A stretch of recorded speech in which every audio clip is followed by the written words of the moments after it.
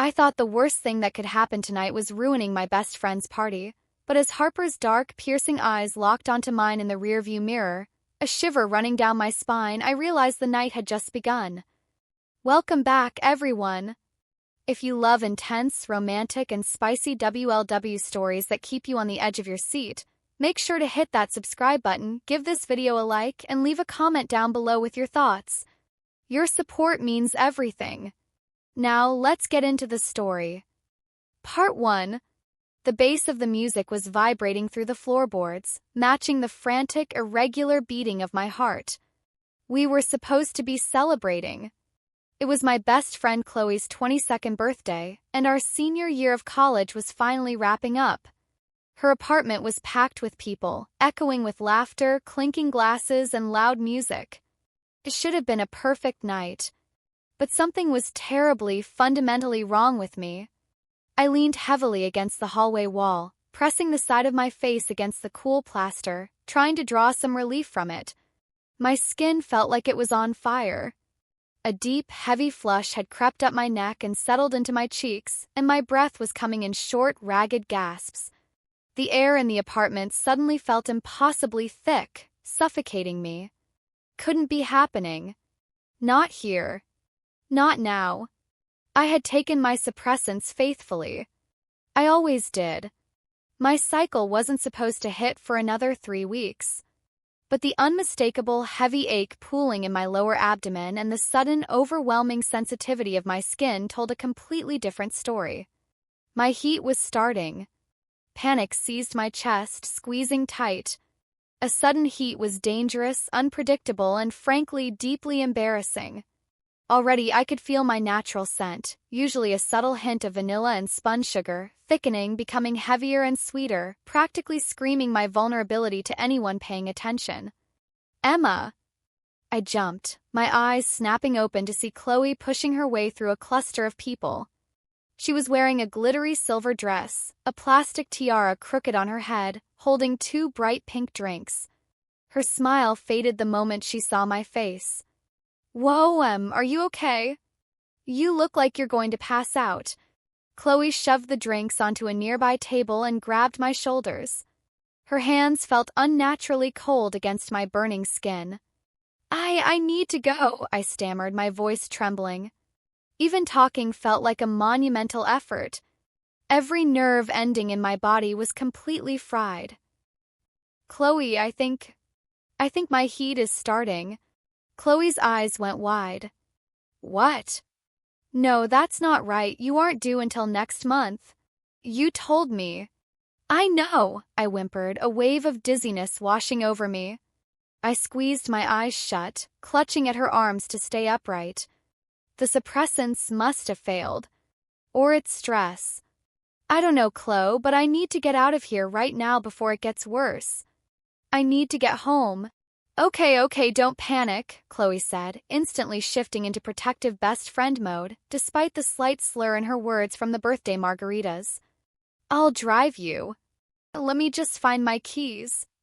You've been drinking, Chloe. You can't drive, I interrupted, grinding my teeth together as a sharp spike of fever rolled through me.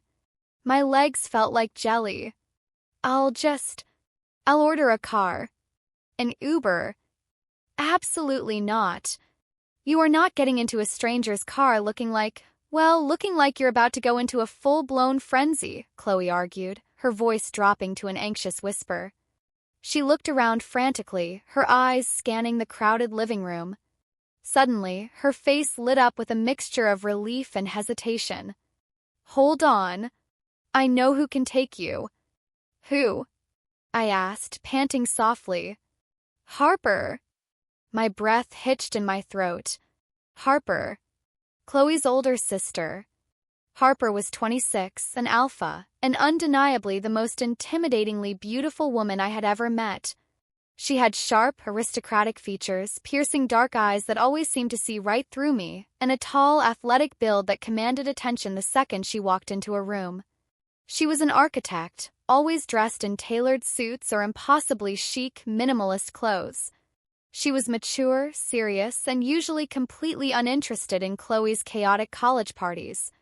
More importantly, I had been harboring a secret, agonizing crush on her since my freshman year. Being around Harper when I was perfectly normal was hard enough. Being around her when my biology was completely haywire, practically begging for an alpha's attention, that was a disaster waiting to happen. "No," I gasped out, shaking my head violently. "No, Chloe, please. Not Harper. I can't. Emma, she just got here 10 minutes ago to drop off my gift. She's completely sober, she has her car, and she's family. It's the safest option," Chloe reasoned, already pulling out her phone. "Just stay right here. Don't move." Before I could protest again, Chloe darted into the crowd. I groaned, leaning back against the wall and sliding down until I was sitting on the floor, pulling my knees to my chest. The noise of the party was becoming a dull roar in my ears. I squeezed my eyes tight, trying to control my breathing, trying to lock down the sweet, heavy scent I knew was starting to pour off me. "Emma." The voice was low, smooth, and laced with an authoritative edge that sent an immediate, violent shiver straight down to my toes. I looked up. Harper was standing over me. She was wearing a dark charcoal gray long-sleeve Henley that hugged her broad shoulders perfectly, and black jeans. Her dark hair was swept back, a few stray strands framing her striking face. But it was her eyes that pinned me to the floor. They were dark, assessing, and as they took in my flushed skin, my trembling hands, and my dilated pupils, I saw a muscle in her jaw tick. And then her scent hit me. Alpha's had distinct scents, but Harper's was intoxicating. It smelled like crushed pine needles, crisp winter air, and something deeply, inherently dangerous.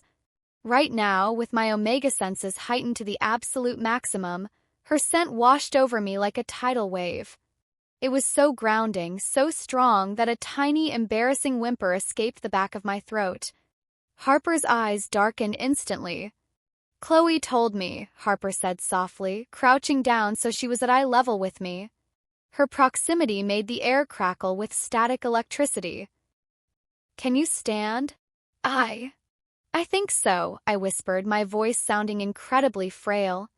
Harper didn't wait for me to try. She reached out, her large, warm hands wrapping around my upper arms. The moment her skin made contact with mine, a jolt of pure fire shot through my veins. I gasped loudly, my hands instinctively grabbing onto her shirt as she pulled me up to my feet with effortless strength. "Easy," she murmured, her voice a low rumble vibrating in her chest. She kept one arm firmly around my waist, pulling my body flush against her side.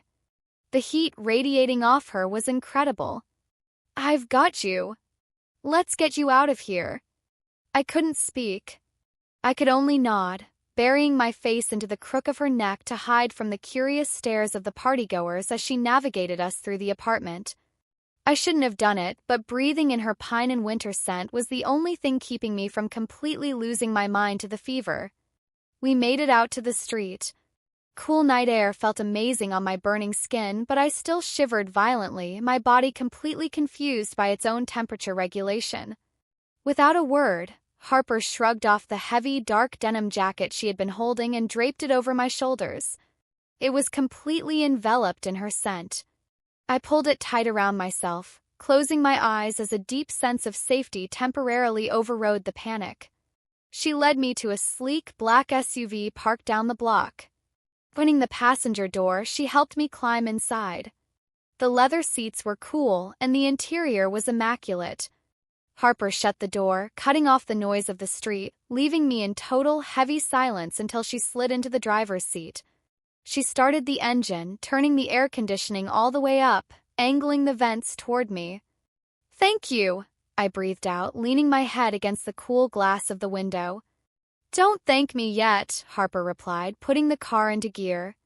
Her voice was strained, tighter than usual. The drive was agonizing. The streets of the city blurred by in a streak of neon lights and shadows. Every time the car went over a bump, a new wave of intense sensitivity rolled through my body, making me shift restlessly in my seat. I was sweating, my breathing shallow. I desperately tried to keep my eyes closed, but I couldn't help it. I opened them just a fraction, looking toward the driver's side. Harper was gripping the steering wheel so tightly her knuckles were completely white. Her jaw was clenched, a hard line of tension running down her neck. And then I saw it. I thought the worst thing that could happen tonight was ruining my best friend's party, but as Harper's dark, piercing eyes locked onto mine in the rearview mirror, a shiver running down my spine, I realized the night had just begun. There was a fierce, protective, almost predatory glint in her eyes that I had never seen before. She wasn't just annoyed that she had to play chauffeur to her sister's friend. She was affected. My scent was filling the enclosed space of the car, sweet and desperate, and as an alpha, she was fighting her own biological instincts. "Harper." "I'm sorry," I whispered, the apology tumbling out of my mouth before I could stop it. I know my scent is probably bothering you." Harper's eyes snapped back to the road. She swallowed hard, her Adam's apple bobbing. "Your scent isn't bothering me, Emma. It's doing a lot of things, but bothering me isn't one of them." My breath caught. I didn't know how to respond to that. The raw honesty in her voice sent my heart into an absolute frenzy. We finally pulled up to my apartment building. I lived in a quiet, slightly run-down complex near the campus. Harper pulled into an empty spot near the entrance and put the car in park. She killed the engine. The sudden silence in the car was deafening. The only sound was my own ragged breathing. I fumbled with the seatbelt with shaking fingers, finally getting it to click open. "Thank you for the ride," I mumbled, keeping my eyes downcast. "I can take it from here. I have my emergency kit upstairs." I reached for the door handle, but the sharp sound of the central locks engaging made me freeze. Click. I turned my head slowly to look at her. Harper had unbuckled her own seatbelt. She turned in her seat, facing me completely. The street lamp outside cast half her face in shadow, but the intensity in her expression was clear as day. "You can barely stand, Emma," Harper said, her voice dropping an octave, low and incredibly dangerous. "Your fever is spiking, your suppressants have failed, and you smell like you're going to drop into a full heat within the next hour." "I'll be fine," I lied, my voice shaking so badly it ruined any illusion of confidence. "I'll just lock the door." Harper leaned in closer, the scent of pine wrapping around my throat, making my pulse pound in my ears. "I am not dropping an omega in active preheat off at an empty apartment alone," Harper stated flatly, leaving absolutely zero room for argument. She reached past me, popping the lock on my door before opening her own. "What are you doing?" I asked, my eyes wide as she stepped out of the car. Harper opened my door, offering me her hand.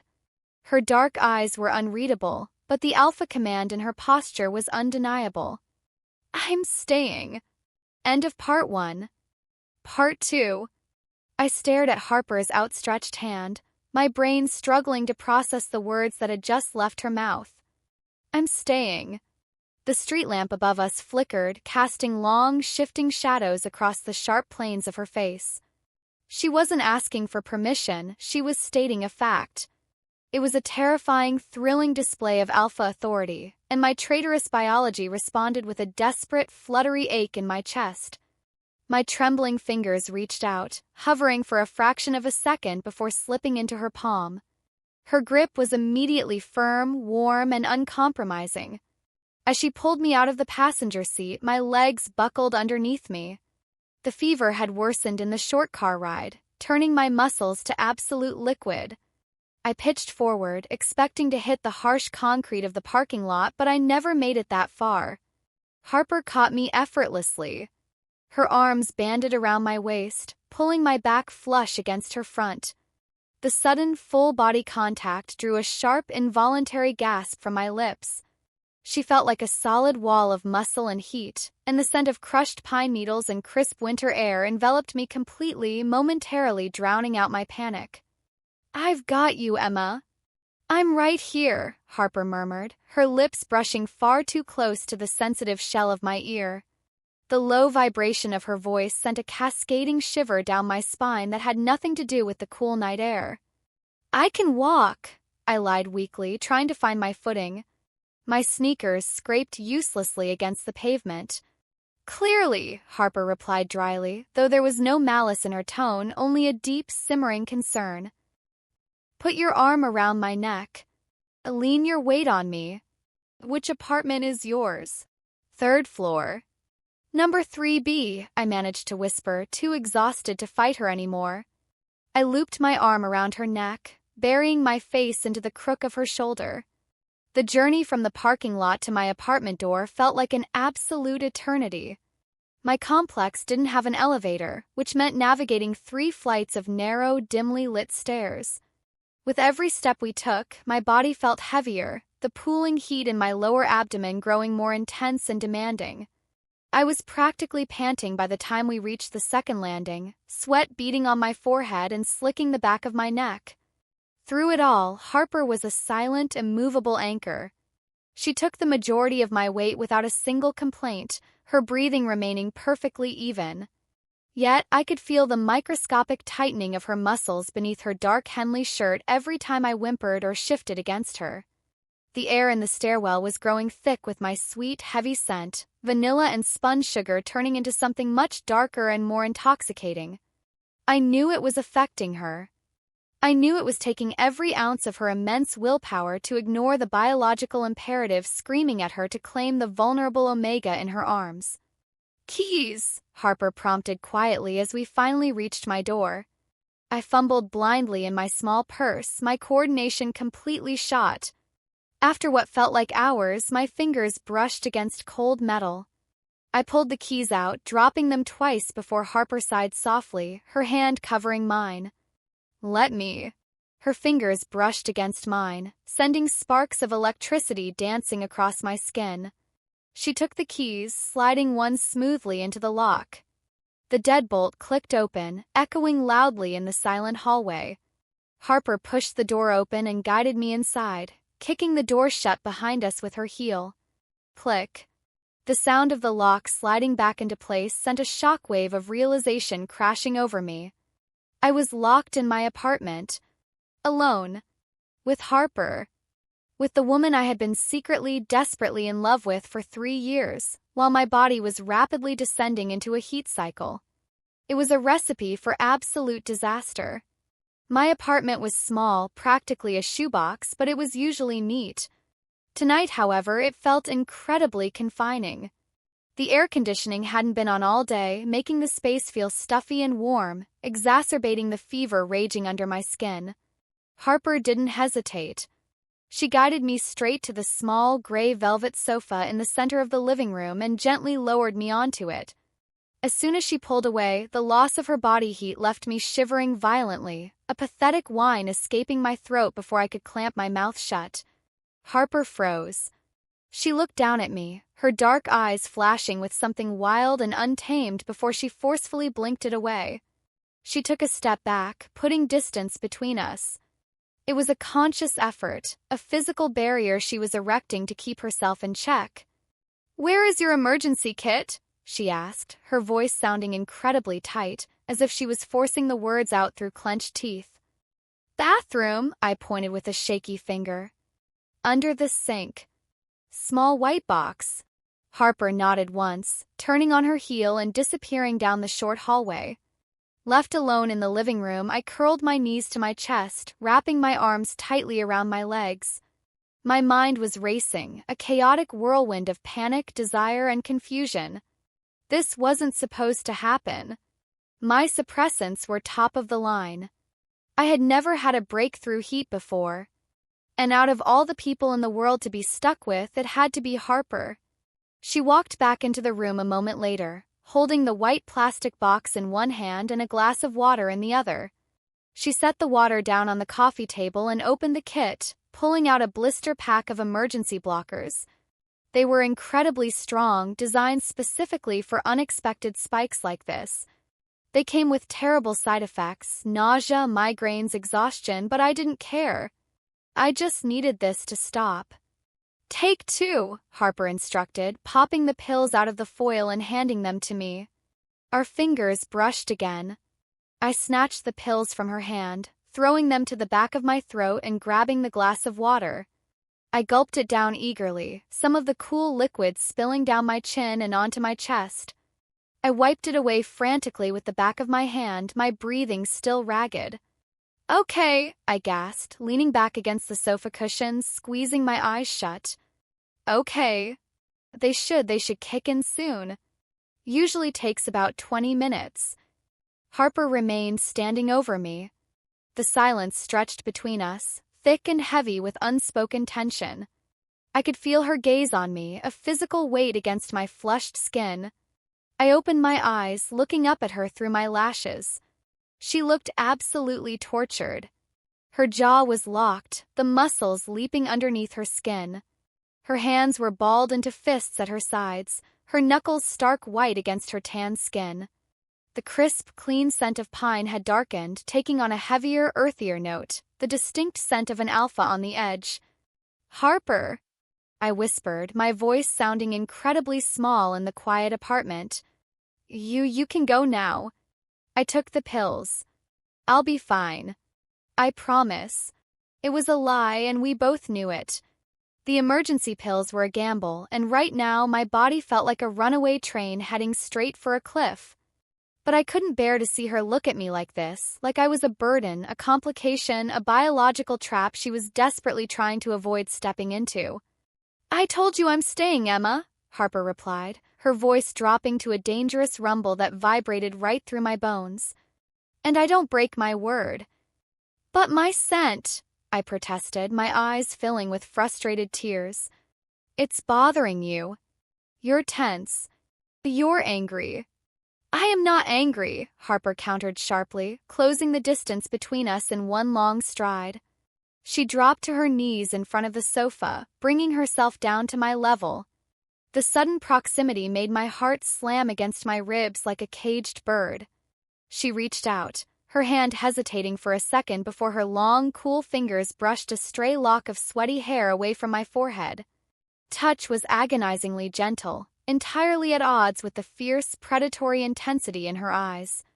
"Then what are you?" I breathed, leaning into her touch without meaning to. Harper's dark eyes locked onto mine, stripping away every defense I had left. Professional, untouchable architect was gone. In her place was an alpha, raw and exposed, fighting a battle that was rapidly becoming a losing war. "I'm terrified, Emma," Harper confessed, her thumb tracing the line of my cheekbone, igniting a trail of fire across my skin. "I'm terrified because right now, every single instinct in my body is screaming at me to forget everything else and just take care of you." The air between us suddenly felt impossibly thin. I stared at her, my mouth parted in shock, my chest rising and falling rapidly. The emergency pills sitting heavy in my stomach suddenly felt entirely useless against the undeniable magnetic pull drawing us together.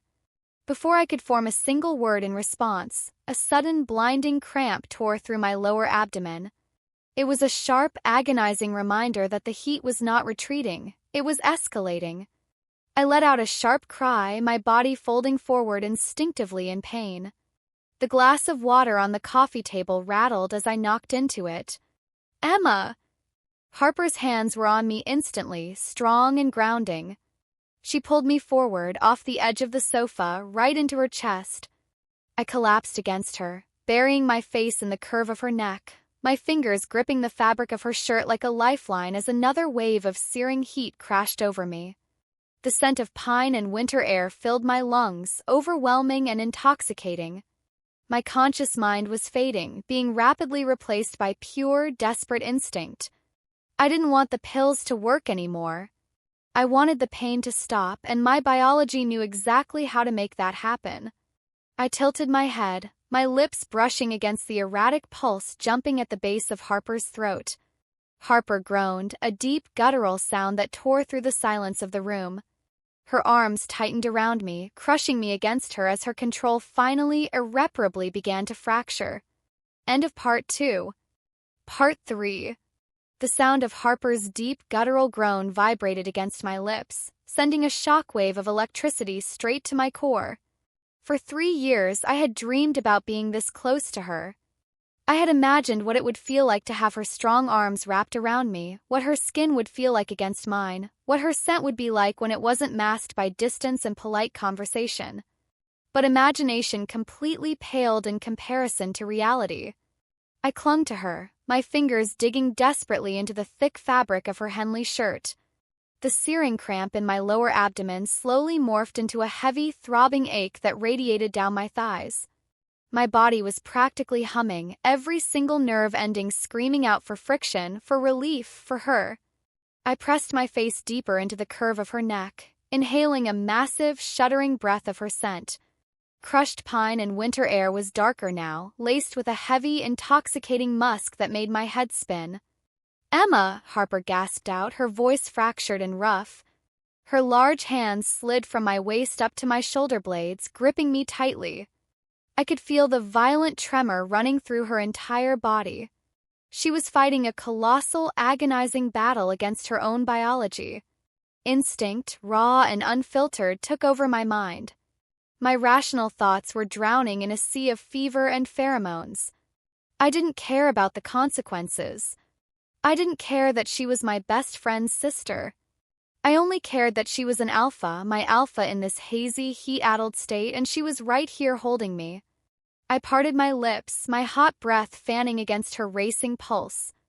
Without thinking, I pressed an open-mouthed kiss right over her frantic heartbeat. Harper flinched violently, as if she had been burned. "No," she ground out, her voice a harsh, desperate rasp. "Emma, stop. Please." Before I could protest, her hands moved from my back to my shoulders. With a surge of strength that left me completely breathless, she pushed me away. The sudden loss of her body heat felt like a physical blow.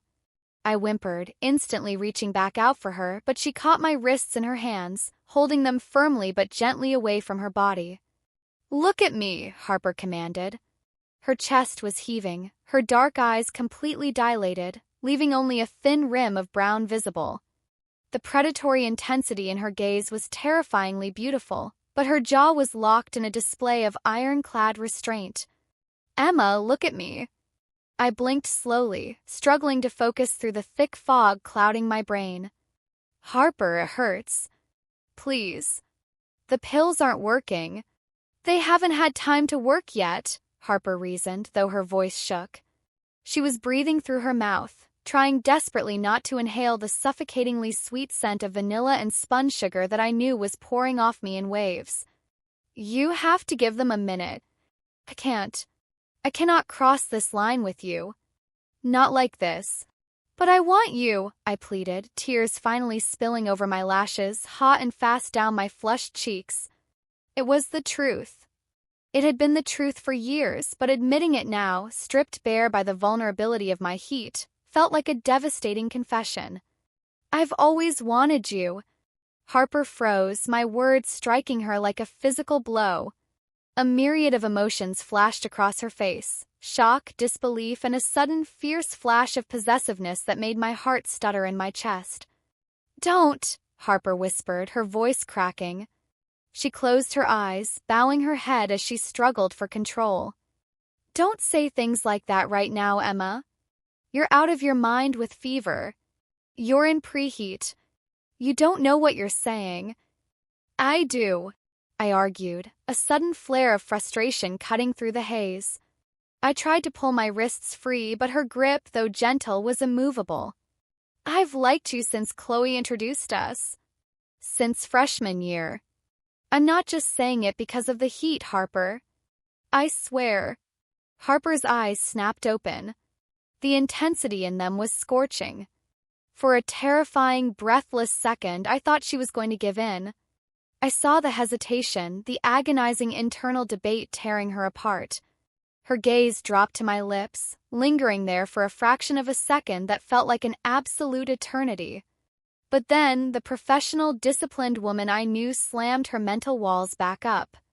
The alpha instinct was still raging underneath, but she locked it down with a sheer force of will that was awe-inspiring. "Even if that's true," Harper said slowly, her voice dropping to a low, soothing rumble meant to calm a frantic Omega, "I will not touch you when you are compromised. I will not take advantage of a biological spike, Emma. I respect you far too much for that. Her words were a bucket of ice water over my overheated senses. The rejection stung, sharp and bitter, even though a tiny, rational part of my brain knew she was doing the right thing. She was protecting me, even from myself. A fresh wave of chills racked my body, my teeth chattering uncontrollably as the fever spiked again. The ache in my abdomen pulsed, a cruel reminder that my body didn't care about morals or restraint. Seeing me shiver, Harper's expression softened instantly. The rigid lines of her posture relaxed, replaced by a deep, protective concern. She released my wrists.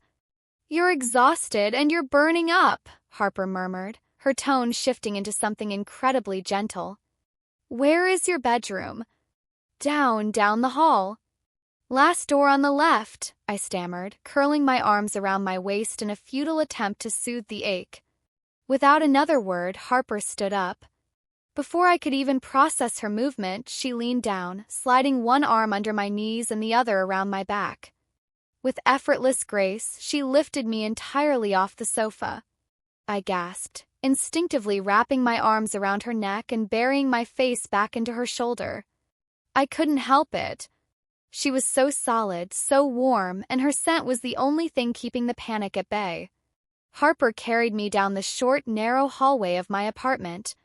Her footsteps were completely silent, her breathing returning to a steady, rhythmic cadence that lulled me into a false sense of security.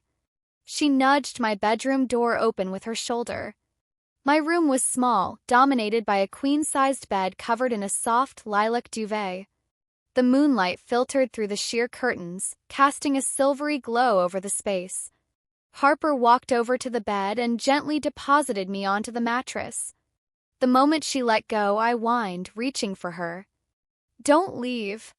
"I'm not leaving," Harper promised instantly, her voice firm. "I'm going to get you a cool washcloth for your fever, and I'm going to grab your water. I'll be right back." 2 minutes, Emma." She stepped away, disappearing into the darkness of the hallway. I curled into a tight ball on top of the covers, burying my face in the pillows. The bed felt too big, too cold, and entirely too empty without her. The emergency blockers were supposed to be kicking in by now, but instead of fading, the heat was digging its claws deeper into me. My skin felt overly sensitive. Even the soft cotton of my t-shirt scraping against my shoulders was agonizing. True to her word, Harper returned less than 2 minutes later. She set the glass of water on my nightstand. In her hands, she held a damp washcloth.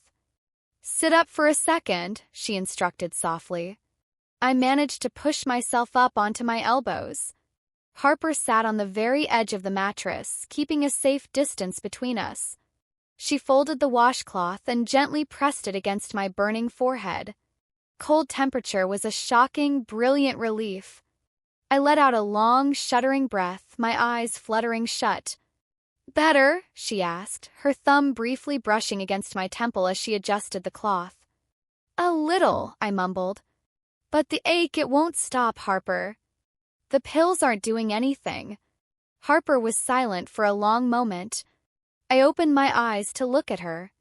She was staring at my hands, which were twisting the fabric of the duvet cover into nervous knots. "Emergency blockers can take up to an hour if the spike is severe," Harper explained, her voice entirely devoid of its usual confidence. She sounded tired, stressed. "We just have to wait it out." "I can't wait an hour," I sobbed, a fresh wave of panic making my chest tight. "I feel like I'm dying. Please, you have to do something. You're an alpha. You know how to fix this." It was a desperate, unfair plea, and I instantly regretted it the moment the words left my mouth. Harper flinched, her dark eyes wide and pained. "Emma, I told you." "I know," I interrupted, my voice cracking. "I know you won't touch me. I know you're trying to be noble. But it hurts, Harper. I just need your scent. I need to feel grounded." In the omegaverse, an alpha's scent and physical presence were natural stabilizers for an omega in distress. It was biology. Sometimes just being enveloped in their pheromones and body heat was enough to trick the nervous system into calming down, enough to make the blockers take effect faster. Harper knew this just as well as I did. She looked at me, taking in my flushed, tear-stained face, my trembling body, and my absolute misery. "You just need scent comfort," Harper clarified carefully, establishing the boundary. "Nothing else." "Nothing else," I promised, though my heart broke a little at the confirmation. "Just please." Harper let out a long, heavy exhale, running a hand through her perfectly styled dark hair, messing it up completely. It was the first time all night she looked genuinely ruffled. She stood up from the edge of the bed. For a terrifying second, I thought she was going to walk out the door. Instead, she reached down and grabbed the hem of her dark Henley shirt. With a swift, fluid motion, she pulled it over her head and tossed it onto the nearby chair. My breath caught in my throat. I couldn't look away. Harper in a sports bra was a sight that could stop traffic. Her shoulders were broad, her arms sculpted, and her stomach was flat and defined. But more importantly, without the heavy fabric of the shirt blocking it, her scent hit the room like a physical shockwave. Concentrated aroma of pine, snow, and deep, earthy alpha musk flooded my senses completely. "Scoot over," Harper commanded quietly. I scrambled backward, pushing myself flush against the wall, giving her as much space as possible. Harper kicked off her shoes and climbed onto the mattress. She didn't get under the covers. Instead, she lay down on top of the duvet, keeping herself entirely above the blankets while I remained underneath them. She turned onto her side, facing me. The space between us was minimal, but the physical barrier of the thick duvet was a clear, unspoken rule. "Come here," she murmured, opening her arms. I didn't need to be told twice. I slid across the mattress, closing the agonizing distance. I buried my face directly into the crook of her neck, my nose pressing against her warm, bare skin. The scent was intoxicating, overwhelming, and exactly what my fractured nervous system needed. Harper's arms wrapped securely around my trembling frame. She pulled me flush against her, the heat of her body radiating through the thick duvet and seeping into my freezing, feverish bones. One of her hands tangled in my hair at the base of my neck, her fingers applying a firm, soothing pressure, while her other arm banded around my waist, holding me tight. "I've got you," Harper whispered into the darkness of the room, her breath ruffling my hair. "Just breathe, Emma. Just breathe my scent. Let the blockers work." I squeezed my eyes shut, entirely engulfed in her presence. The sharp, agonizing cramps in my abdomen didn't disappear, but the overwhelming panic began to dial back, slowly replaced by a heavy, lethargic exhaustion. Being this close to the woman I loved, wrapped in her arms, breathing in her scent, was absolute paradise. But knowing that she was only holding me out of duty, holding me back out of respect rather than desire, was its own special kind of torture. As the minutes ticked by in the silent apartment, listening to the steady, powerful rhythm of Harper's heartbeat beneath my cheek, I realized something terrifying. The heat wasn't breaking. It was just waiting. End of Part 3. Part 4. Time in the dark bedroom lost all meaning.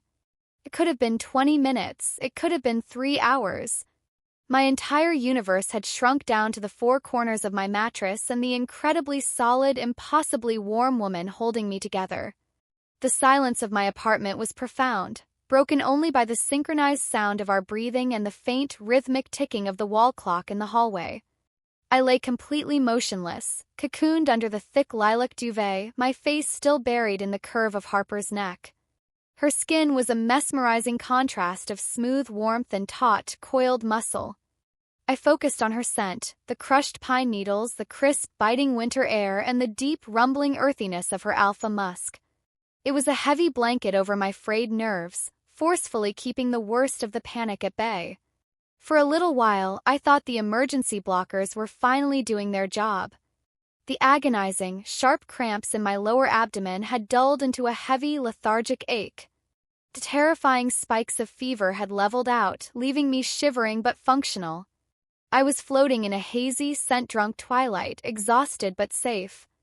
But as I lay there, listening to the steady, powerful thud of Harper's heartbeat, I began to notice the subtle, betraying signs of her own struggle.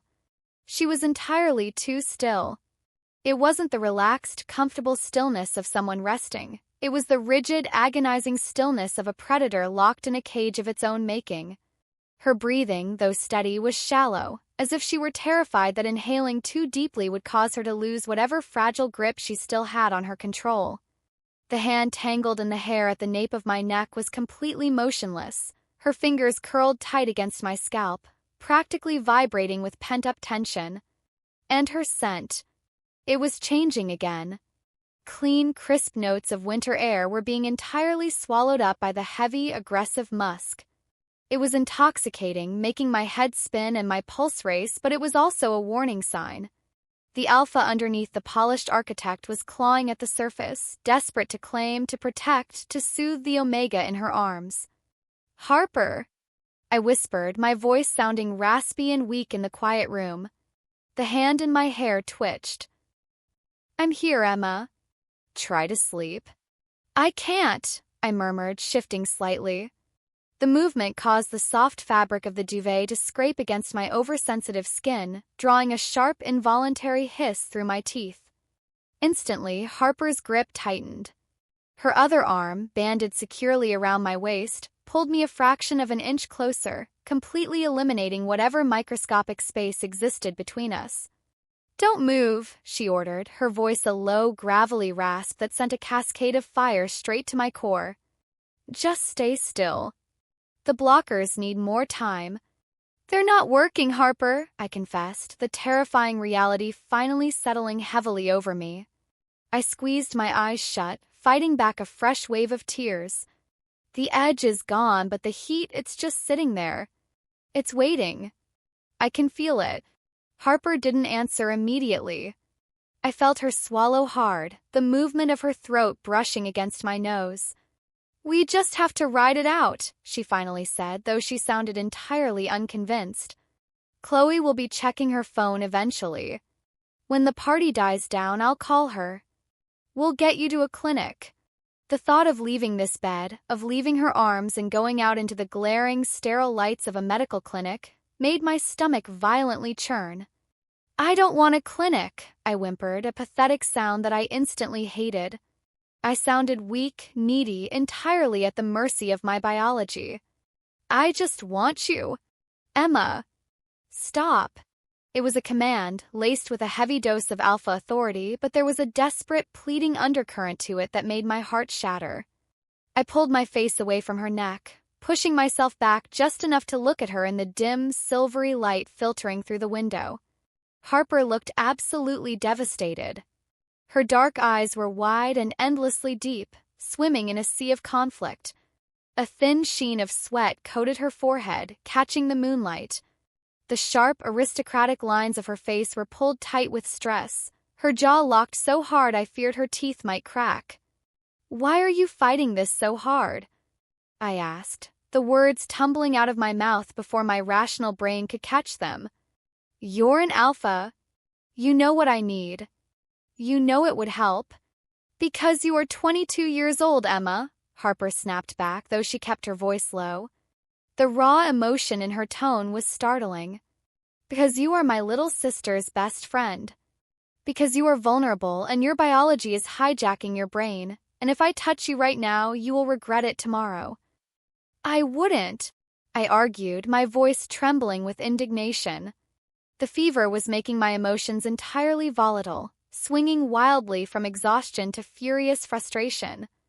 "I told you, I've wanted you for years. Chloe knows. Half of our friends know. I've just been too terrified to tell you because you're you." Harper's brow furrowed, a flicker of genuine confusion cutting through her agonizing restraint. "Because I'm me? What is that supposed to mean?" "Because you're Harper," I breathed, my eyes tracing the perfect, strong line of her jaw. "You're successful. You're brilliant. You're always so composed, so put together. You date sophisticated women your own age. Women who wear tailored suits and drink expensive wine. You don't look twice at a messy college senior whose biggest accomplishment this week was passing a chemistry midterm. Harper stared at me, her expression unreadable in the shadows. The silence stretched between us, thick and suffocating, filled only by the overwhelming blend of our frantic scents, my agonizingly sweet vanilla, her dark, brooding pine. Then, slowly, a bitter, cynical laugh tore from her throat. "Is that honestly what you think?" Harper asked, her voice dropping to a dangerous whisper. Before I could answer, she moved. With blinding speed, she shifted her weight, rolling onto her side and propping herself up on one elbow, looming over me. The sudden shift in dynamics was terrifyingly exhilarating. She wasn't just lying next to me anymore. She was dominating the space, her broad shoulders blocking out the moonlight, trapping me in the heat and shadows of her presence. "You think I haven't noticed you?" Harper demanded, her dark eyes flashing with a sudden untamed fire. Her gaze dropped to my lips, lingering there with a heavy physical weight before snapping back up to my eyes. "You think I come to Chloe's stupid, crowded college parties because I enjoy lukewarm beer and terrible music?" My breath hitched in my throat. My heart slammed against my ribs so hard it physically hurt. You come for Chloe." "I come for you, Emma," Harper corrected harshly, the admission tearing out of her as if it physically pained her to say it. "I have been watching you for 3 years. I have watched you study at our kitchen table until you fell asleep on your textbooks. I have watched you laugh until you cried. I have watched you grow into the most stunning, intelligent, maddening Omega I have ever met in my entire life." I couldn't breathe. The room was spinning, entirely unmoored from reality. The woman of my dreams, the untouchable architect, was leaning over me in the dark, confessing everything I had ever wanted to hear. "Then why?" I choked out, a fresh tear slipping down my temple and soaking into the pillow. "Why have you always been so distant? Why didn't you ever say anything?" Harper squeezed her eyes shut, her head bowing slightly as she fought for control. When she opened her eyes again, the fierce alpha dominance had fractured, revealing a profound, deeply rooted fear. "Because I am 26, Harper whispered, her voice rough and vulnerable. "Because I have a career and responsibilities, and a life that is entirely too rigid and cynical for someone as bright and hopeful as you. I am an alpha, Emma. When we bond permanently. We don't do casual. We don't do let's see where this goes. If I step over that line with you, I will never ever let you go. And you deserve the chance to figure out what you want from life before you have a possessive alpha anchoring you down." Her words were a devastatingly beautiful blow. She wasn't rejecting me because she didn't want me. She was rejecting me because she wanted me too much. She was trying to protect my future, even at the cost of her own sanity in this room. "I don't care about any of that," I pleaded, lifting a trembling hand from beneath the duvet. I reached up, my fingertips brushing tentatively against her clenched jaw. The moment my skin made contact with hers, a violent shudder ripped through her entire body. "I just want you, Harper. Please." Harper leaned into my touch, a guttural, defeated groan rumbling deep in her chest. For a terrifying, breathless second, I thought she was going to close the distance. I saw the surrender in her eyes, the sheer, overpowering instinct finally crushing her iron-clad logic. But biology is a cruel, unpredictable master. Just as her gaze dropped to my lips again, a sudden, blinding spike of agony tore through my lower abdomen. It wasn't a dull ache this time. It was a searing, white-hot flash of pain that stole the breath from my lungs. The emergency blockers hadn't just failed. My body had entirely overpowered them. The heat wave crashed over me with catastrophic force, completely uninhibited. I let out a blood-curdling scream, my body arching off the mattress as my muscles violently contracted. "Emma!" Harper shouted, the vulnerability instantly vanishing, replaced by sheer, primal panic. She grabbed my shoulders, pinning me back to the bed as I thrashed wildly. The fever spiked so fast it felt like my blood was actually boiling in my veins. My vision blurred, black spots dancing in my periphery. The agonizingly sweet scent of my impending heat exploded into the room, thick and suffocating, completely drowning out the smell of pine and winter. "It hurts," I sobbed, my fingernails digging viciously into her forearms as I clung to her. "Make it stop, Harper, please make it stop." Harper's face was inches from mine, her dark eyes completely wide with terror. She was watching me suffer, watching the omega she loved tear herself apart in agony, and the alpha instinct inside her entirely snapped. Logic, reasoning, and protective distance were instantly annihilated. There was only the biological imperative to soothe, to claim, to protect at all costs. "I'm sorry," Harper breathed, her voice a deep, terrifyingly absolute rumble. "I'm so sorry, Emma. I can't wait anymore." Before I could even process her words, Harper's hands slid from my shoulders, gripping the sides of my face. She tilted my head forcefully to the side, completely exposing the incredibly sensitive, pulsing scent gland at the base of my neck. I gasped, my eyes flying wide open in shock as she leaned down, her hot breath fanning across my bare skin. End of Part 4. Part 5. The air in the bedroom seemed to freeze, suspended in a singular, terrifying moment of anticipation. My breath hitched, trapped in my lungs as I felt the warmth of Harper's lips ghost over the incredibly sensitive, erratic pulse point at the base of my neck. In the omegaverse, a bite to the scent gland was the ultimate act of claiming. It was deeply intimate, intensely grounding, and flooded both the alpha and the omega with a powerful cocktail of natural endorphins designed to immediately soothe a raging heat. It was also permanent, at least the emotional and biological echoes of it were. Harper had sworn she wouldn't do this. She had fought with every ounce of her formidable willpower to keep her distance, to protect me from the possessive, unyielding nature of her own biology. But my agony had entirely shattered her resolve. "Harper," I whimpered, my voice breaking as another agonizing cramp threatened to tear through my abdomen. "I've got you." "I'm right here," Harper murmured against my skin, her voice dropping into a deep, primal frequency that vibrated straight through my collarbone. And then she bit down. It was a sharp, piercing pinch that made me gasp loudly, my spine arching off the mattress as my fingers dug viciously into her shoulders. But the pain lasted for only a fraction of a second. Almost immediately, a rushing, heavy wave of pure, concentrated relief flooded my bloodstream. It felt as if a dam had broken, releasing a tide of cool, calming water over the raging, unbearable fire that had been consuming me alive. Harper held the bite, her strong jaw locked firmly in place, her arms wrapping around me like a vice to keep me anchored as my body violently reacted to the sudden influx of alpha pheromones. Transition was staggering. The agonizing white-hot cramps in my lower abdomen melted away, replaced by a deep, heavy warmth that radiated outward from my core. The frantic, terrifying spike of my fever broke almost instantly, leaving me gasping for air as a profound, lethargic exhaustion swept over me.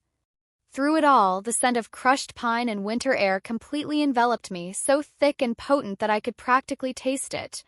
It was no longer just a scent in the room. It was inside me, mingling with my own sweet vanilla, creating a perfect, harmonious balance that told my frantic nervous system that I was safe.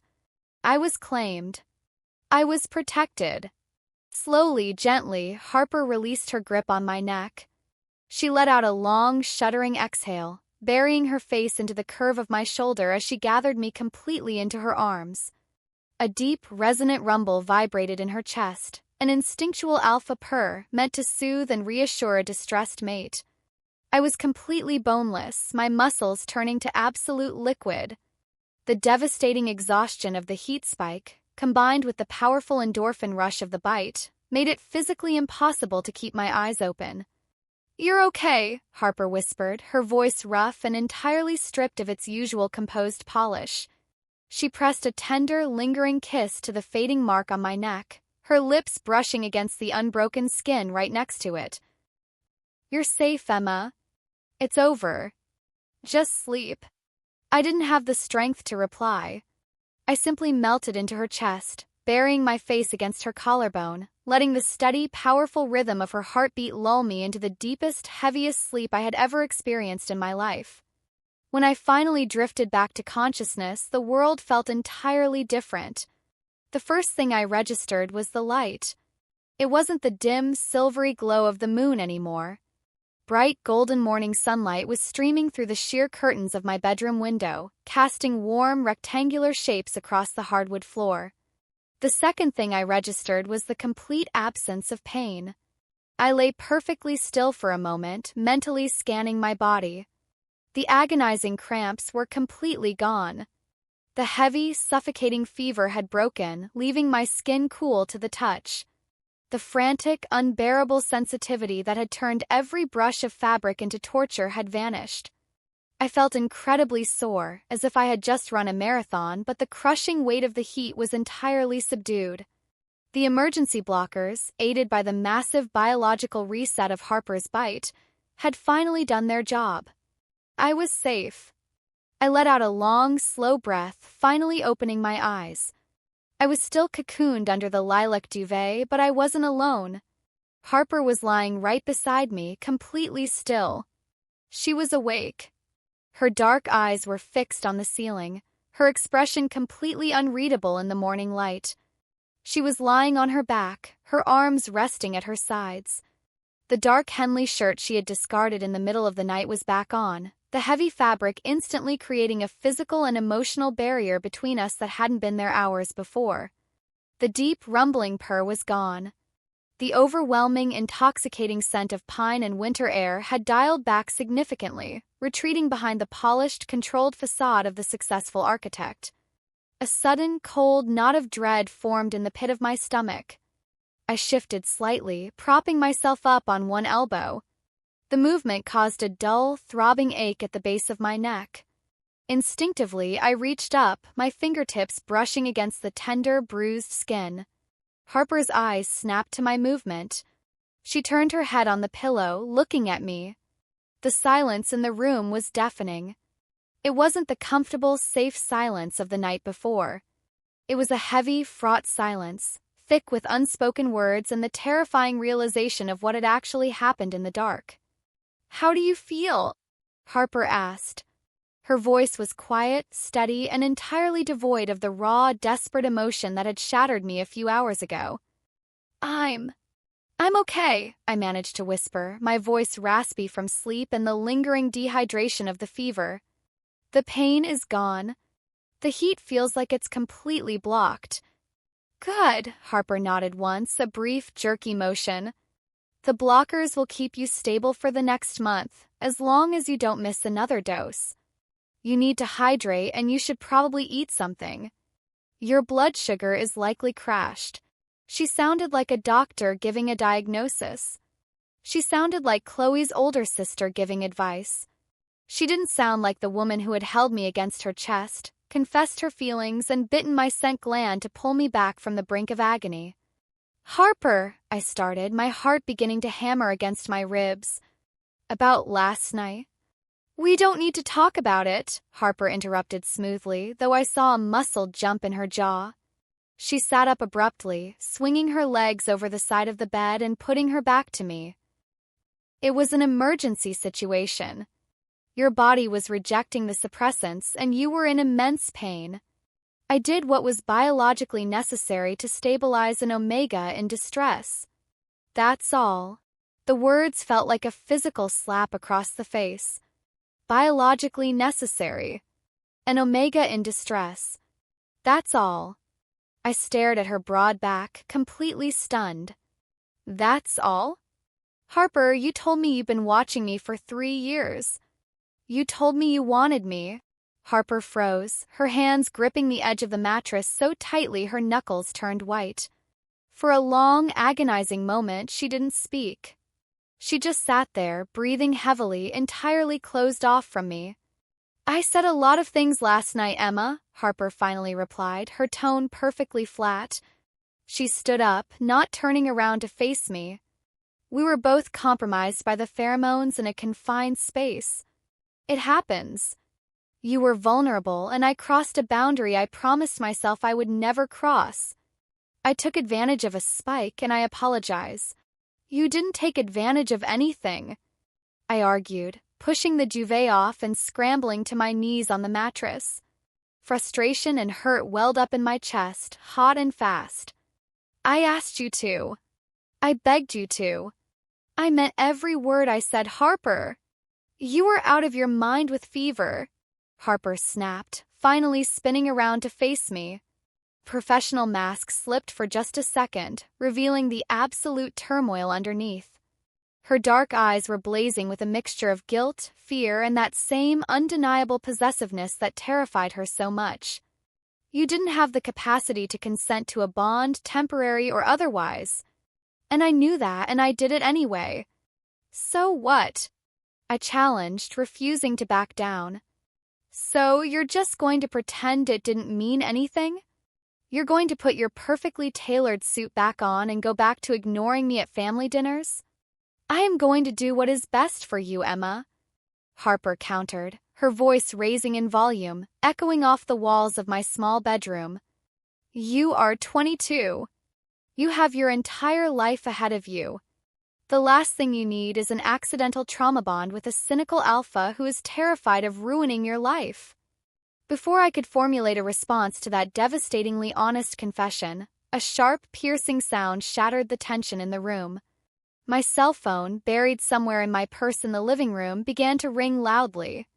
Harper flinched at the sound, immediately stepping back, as if the ringing phone were a physical barrier dropping between us. The fire in her eyes extinguished, replaced instantly by walls of impenetrable ice. That's probably Chloe, Harper said, her voice dropping back down to that terrifyingly calm, detached tone. She looked away, refusing to meet my eyes anymore. She's probably worried sick. You should answer it. She walked past the bed, heading straight for the bedroom door. Where are you going? I asked, panic suddenly seizing my throat. Harper stopped in the doorway, her hand resting on the frame. She didn't turn back to look at me. I'm going to give you some privacy, she said softly, the words laced with a deep, unmistakable finality. I'll let myself out, Emma. Make sure you drink some water. And just like that, she walked out of the room. A few seconds later, I heard the heavy, definitive click of my front door shutting, leaving me entirely alone in the sudden, deafening silence of my apartment, my hand still resting against the throbbing, undeniable mark on my neck. End of Part 5. Part 6. The heavy, definitive sound of the front door clicking shut echoed through my small apartment, carrying with it a devastating sense of finality. Harper was gone. The woman who had held me together through the most agonizing night of my life, the woman who had essentially bared her soul to me in the dark, had just walked out without looking back. My phone was still ringing in the living room, a harsh, grating noise that felt like physical assault on my frayed nerves. I sat frozen on the edge of the mattress for a long moment, my fingertips resting lightly against the tender skin of my neck. The bite mark throbbed, a dull, grounding ache that sent a continuous, low-level hum of alpha pheromones through my system, keeping the heat entirely suppressed. It was physical proof that last night wasn't a fever dream.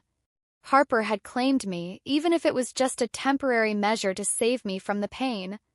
With a heavy sigh, I forced myself to stand up. My legs felt slightly shaky, the aftermath of the adrenaline and the fever, but the paralyzing cramps were completely gone. I pulled the lilac duvet around my shoulders like a cape, a desperate attempt to hold on to the lingering scent of crushed pine and winter air, and shuffled down the hallway to the living room. I dug through my discarded purse on the floor, finally wrapping my hand around my phone. The screen was glaringly bright, displaying Chloe's contact photo, a picture of us laughing at a football game last semester. I took a deep breath, trying to steady my racing heart, and swiped to answer. Hello? I rasped, wincing at how rough my voice sounded. Oh my God, Emma. You're alive. Chloe's voice exploded through the speaker, loud and frantic. I have been calling you for an hour. I was literally 2 seconds away from calling the police or an ambulance or breaking your door down with an axe. I'm fine, Chloe. I'm sorry, I was just sleeping, I lied smoothly, sinking onto the gray velvet sofa. The same sofa where Harper had caught me the night before. I pulled my knees to my chest. The emergency blockers knocked me out completely. Are you sure? You sounded terrible last night, Chloe demanded, her protective instincts in full swing. I shouldn't have let Harper take you. I should have come with you. She texted me at like 3 in the morning saying you were stabilized and she was leaving, but she's so emotionally stunted I didn't know if I could trust her assessment of stabilized. My heart skipped a painful beat. She texted at 3 in the morning saying she was leaving. Harper had lied to Chloe. She hadn't left at 3 in the morning. She had spent the entire night in my bed, holding me, soothing me, and eventually biting me when my body tore through the medication. She had lied to protect my reputation, to protect her own, and to keep the messy, complicated reality of what we had done hidden from her sister. She wasn't lying, I managed to say, forcing a lightness into my tone that I absolutely did not feel. She made sure I took my blockers, she got me some water, and she left when they kicked in. I've just been sleeping off the side effects. Well, thank God, Chloe sighed, a massive sound of relief. Anyway, I'm coming over. I have bagels, 3 different types of Gatorade, and a massive bottle of ibuprofen. Do not try to stop me. I'm already in my car. Chloe, you really don't have to. See you in 10 minutes, she chirped, and the line went dead. I dropped the phone onto the coffee table and buried my face in my hands, letting out a frustrated groan. I loved Chloe more than anything, but dealing with her loud, vibrant energy right now felt like an impossible task. More importantly, I had a massive, glaring problem I needed to fix before she walked through my front door. I practically sprinted to the bathroom, flicking on the harsh fluorescent lights. I leaned over the sink, pulling the collar of my t-shirt down to examine my neck in the mirror. I gasped softly. Right over my scent gland, stark and undeniable against my pale skin, was a dark purplish bruise in the perfect shape of a bite mark. It wasn't bleeding. Alpha venom in the omegaverse healed the puncture wounds almost instantly to prevent infection, but the bruising was deep, vivid, and screamed claimed. If Chloe saw it, she would immediately recognize it for what it was. An alpha had bitten me. And since Harper was the only alpha who had been anywhere near me, it wouldn't take a genius to put 2 and 2 together. Panic flared in my chest. I couldn't let Chloe find out like this. It would ruin their sisterly dynamic, and it would absolutely enrage Harper, who was already terrified of the consequences of her actions. I opened my bathroom cabinet and frantically dug through my makeup bag. I found my heavy-duty concealer, the thick, industrial-strength kind I usually reserved for finals week dark circles. I dabbed a generous amount over the bruise, blending it out with trembling fingers. It dulled the purple, but the slight swelling and the distinct shape were still visible. Damn it, I muttered. Makeup wasn't going to cut it. I needed a physical barrier. I rushed back to my bedroom and dug through my closet, completely bypassing my usual spring wardrobe of tank tops and t-shirts. I finally pulled out a lightweight, cream-colored turtleneck sweater. It was completely out of season for a warm May morning, but it was my only option. I pulled it over my head, checking the mirror on my closet door. The high collar covered the mark completely. I paired it with some loose denim shorts to hopefully offset the ridiculousness of wearing a sweater in the spring, and threw my hair up into a messy bun. Just as I finished, 3 loud, rhythmic knocks hammered against my front door. I took one last deep breath, schooling my features into what I hoped was a relaxed, casual expression, and went to let my best friend in. Chloe burst through the door the second I turned the lock, balancing a cardboard drink carrier and a brown paper bag from our favorite deli. She was wearing oversized sunglasses and a messy ponytail, looking completely exhausted but determined. "Room service," she announced, kicking the door shut behind her and marching straight to the kitchen counter to deposit her haul. I got bacon, egg, and cheese on everything bagels. And blue Gatorade. It's the only flavor that actually cures hangovers, which I realize you don't have, but blocker hangovers are basically the same thing. "You're a lifesaver, Chloe," I smiled, a genuine wave of affection washing over me. I walked over and took one of the blue sports drinks, cracking it open and taking a long sip. Cold liquid felt amazing on my dry throat. Chloe took her sunglasses off, her eyes narrowing as she gave me a thorough once-over. She paused, her gaze dropping to my neckline. "Are you wearing a turtleneck?" she asked, her eyebrow raising in perfectly synchronized skepticism. "Emma, it's literally 75 degrees outside." My heart hammered against my ribs, but I kept my face perfectly blank. "I had a massive fever spike last night, Chloe. My body temperature regulation is completely wrecked. I'm actually freezing." To sell the lie, I rubbed my hands up and down my arms and forced a slight shiver. Chloe's skeptical expression instantly melted into overwhelming sympathy. "Oh, you poor thing. I'm so sorry. I can turn the heat on if you want." No, I'm okay. "The sweater is fine," I assured her quickly, gesturing to the paper bag. "Let's just eat." We took our food to the living room, sitting cross-legged on the floor by the coffee table. For a while, the only sound was the rustling of sandwich wrappers and the quiet hum of the refrigerator. It felt incredibly normal, a stark contrast to the absolute chaos of the previous night. "So," Chloe said between bites of her bagel, her tone turning uncharacteristically hesitant. "Was Harper terrible?" I nearly choked on my food. I grabbed my Gatorade, washing it down quickly before looking at her. "What do you mean?" Chloe rolled her eyes, leaning back against the sofa. "You know how she is. She's so rigid. She hates dealing with emotions, she hates messy situations, and a surprise heat spike is basically her worst nightmare. Was she mean to you? Did she just drop you off and run?" The memory of Harper holding me, her voice rough with unshed tears as she confessed she had been watching me for 3 years, flashed violently through my mind. She hadn't run. She had stayed until the absolute last second, sacrificing her own peace of mind to save mine. "She wasn't mean," I said quietly, looking down at my hands. "She was actually really helpful." "Wow. Consider me shocked," Chloe snorted. "When I called her this morning to ask if you were okay, she completely snapped at me. She sounded so angry. She told me to leave her alone because she had a massive presentation for the new downtown plaza project today and she didn't have time for college drama." My head snapped up. "She said that." "Yeah. Classic Harper," Chloe sighed, waving a dismissive hand. "She shuts down whenever she's stressed. She just builds a giant ice wall around herself and works until she drops. It's infuriating." I stared at Chloe, a profound, undeniable epiphany washing over me. Harper wasn't angry at Chloe.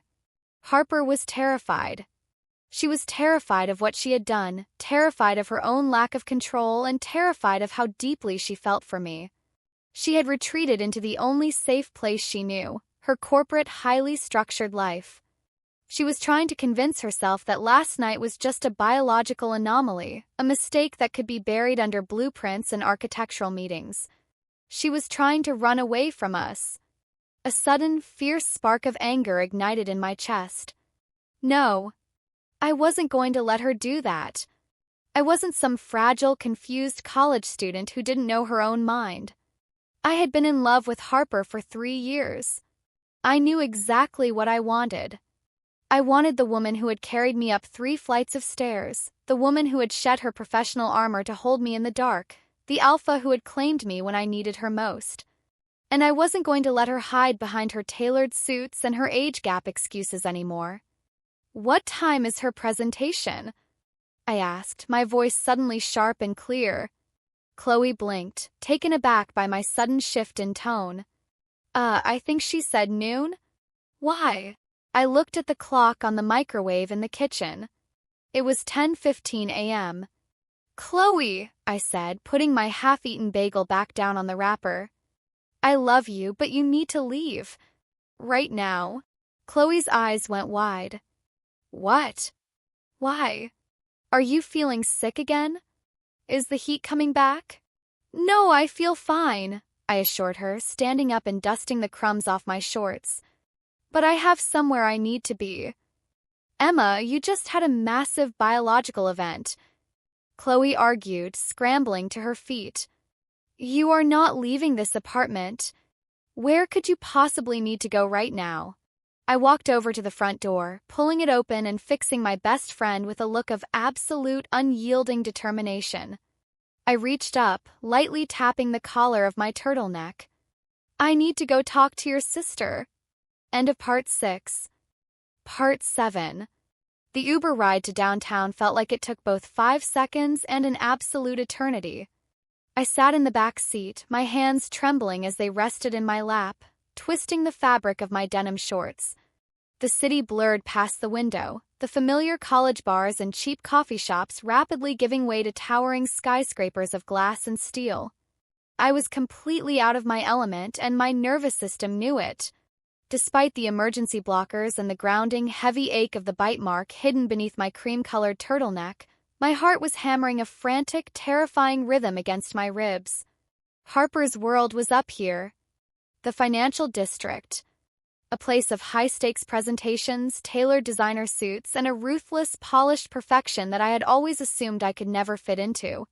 She was a senior architect at one of the most prestigious firms in the city, managing multi-million-dollar projects while I was still trying to figure out how to stretch a $20 bill for groceries. But as I stepped out of the car and stared up at the imposing 60-story glass building, the lingering scent of crushed pine and winter air wrapped around my senses like a protective shield. She had marked me. She had held me when I was completely falling apart, completely vulnerable, and she had confessed her feelings in the dark. The Harper who worked in this building might be an untouchable professional, but the alpha who had spent the night in my bed belonged to me. I just had to remind her of that. I pushed through the heavy revolving doors, immediately hit by the blast of aggressively cold air conditioning and the sharp, sterile scent of expensive cologne and floor polish. The lobby was a massive expanse of white marble and minimalist furniture. I checked the directory board. Sterling and Vance Architecture, 42nd floor.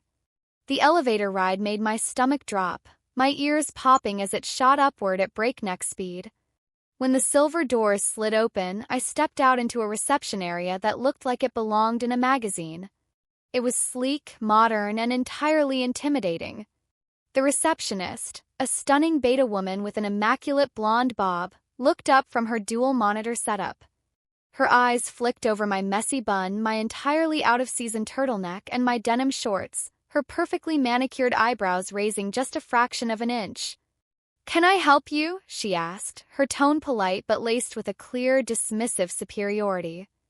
"I need to see Harper Vance," I said, trying to project a confidence I absolutely did not feel. I stepped up to the desk, standing as tall as I could. "Do you have an appointment?" the receptionist asked, her fingers hovering over her keyboard. "Ms. Vance is preparing for a major presentation at noon." She explicitly asked not to be disturbed by anyone outside of the executive team. "I know about the presentation," I countered, keeping my voice steady.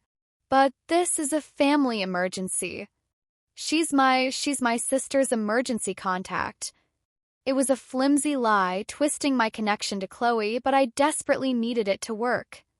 The receptionist frowned, clearly torn between her strict instructions and the magic words family emergency. She picked up the sleek desk phone, pressing a single button. "Ms. Vance?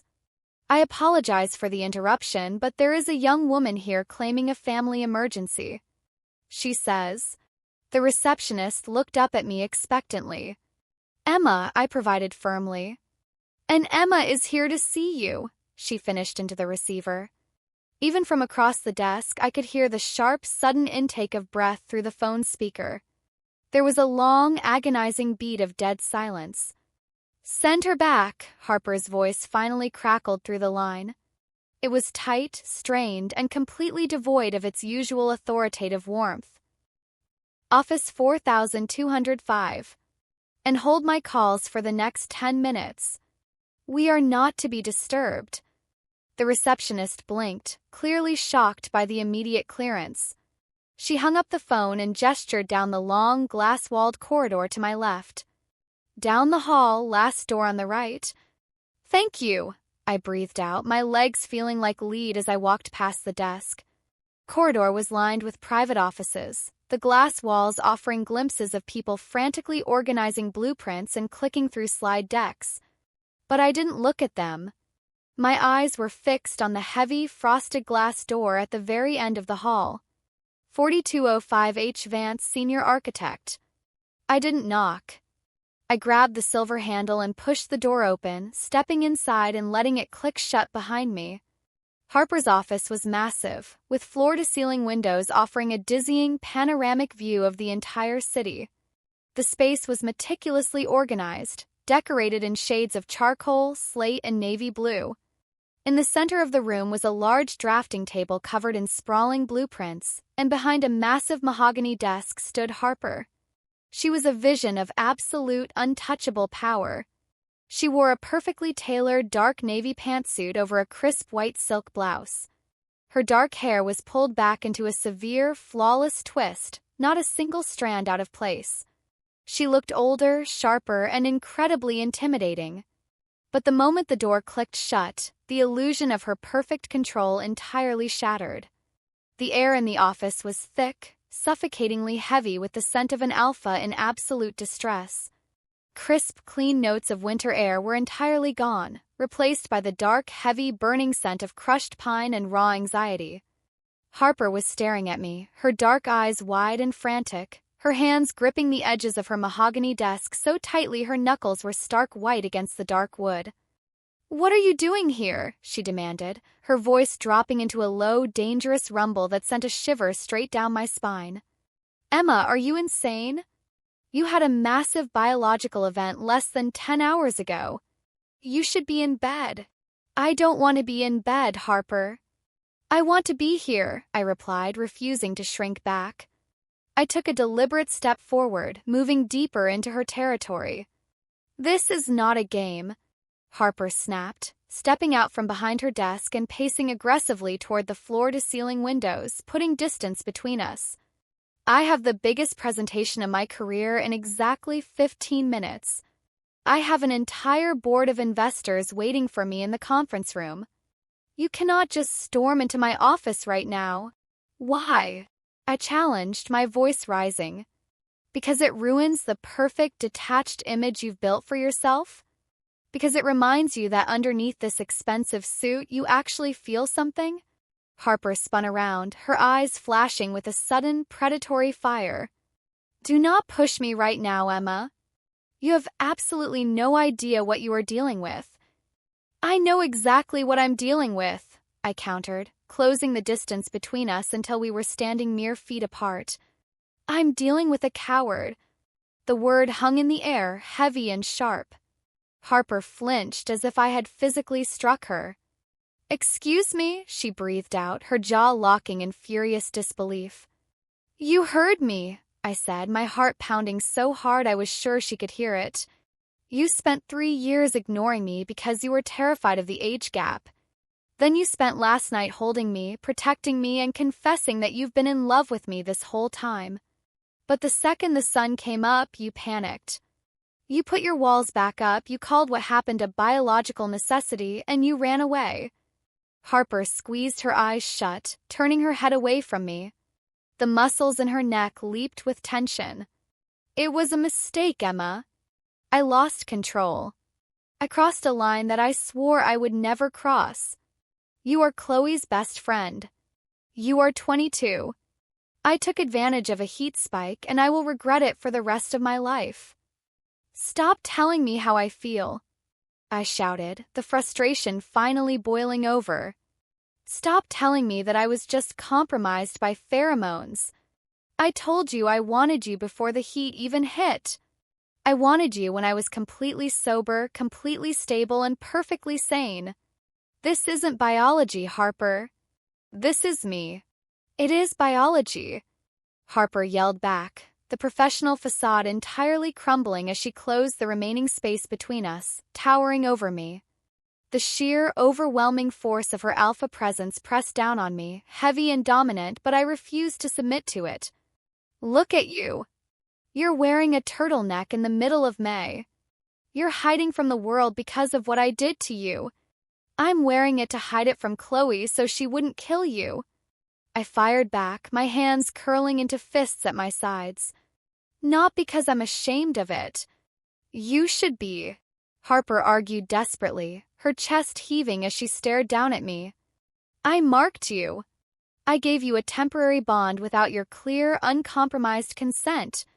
It was an act of pure, selfish instinct, and it proves exactly why you shouldn't be anywhere near me. Selfish? I repeated, my voice dropping to a harsh whisper.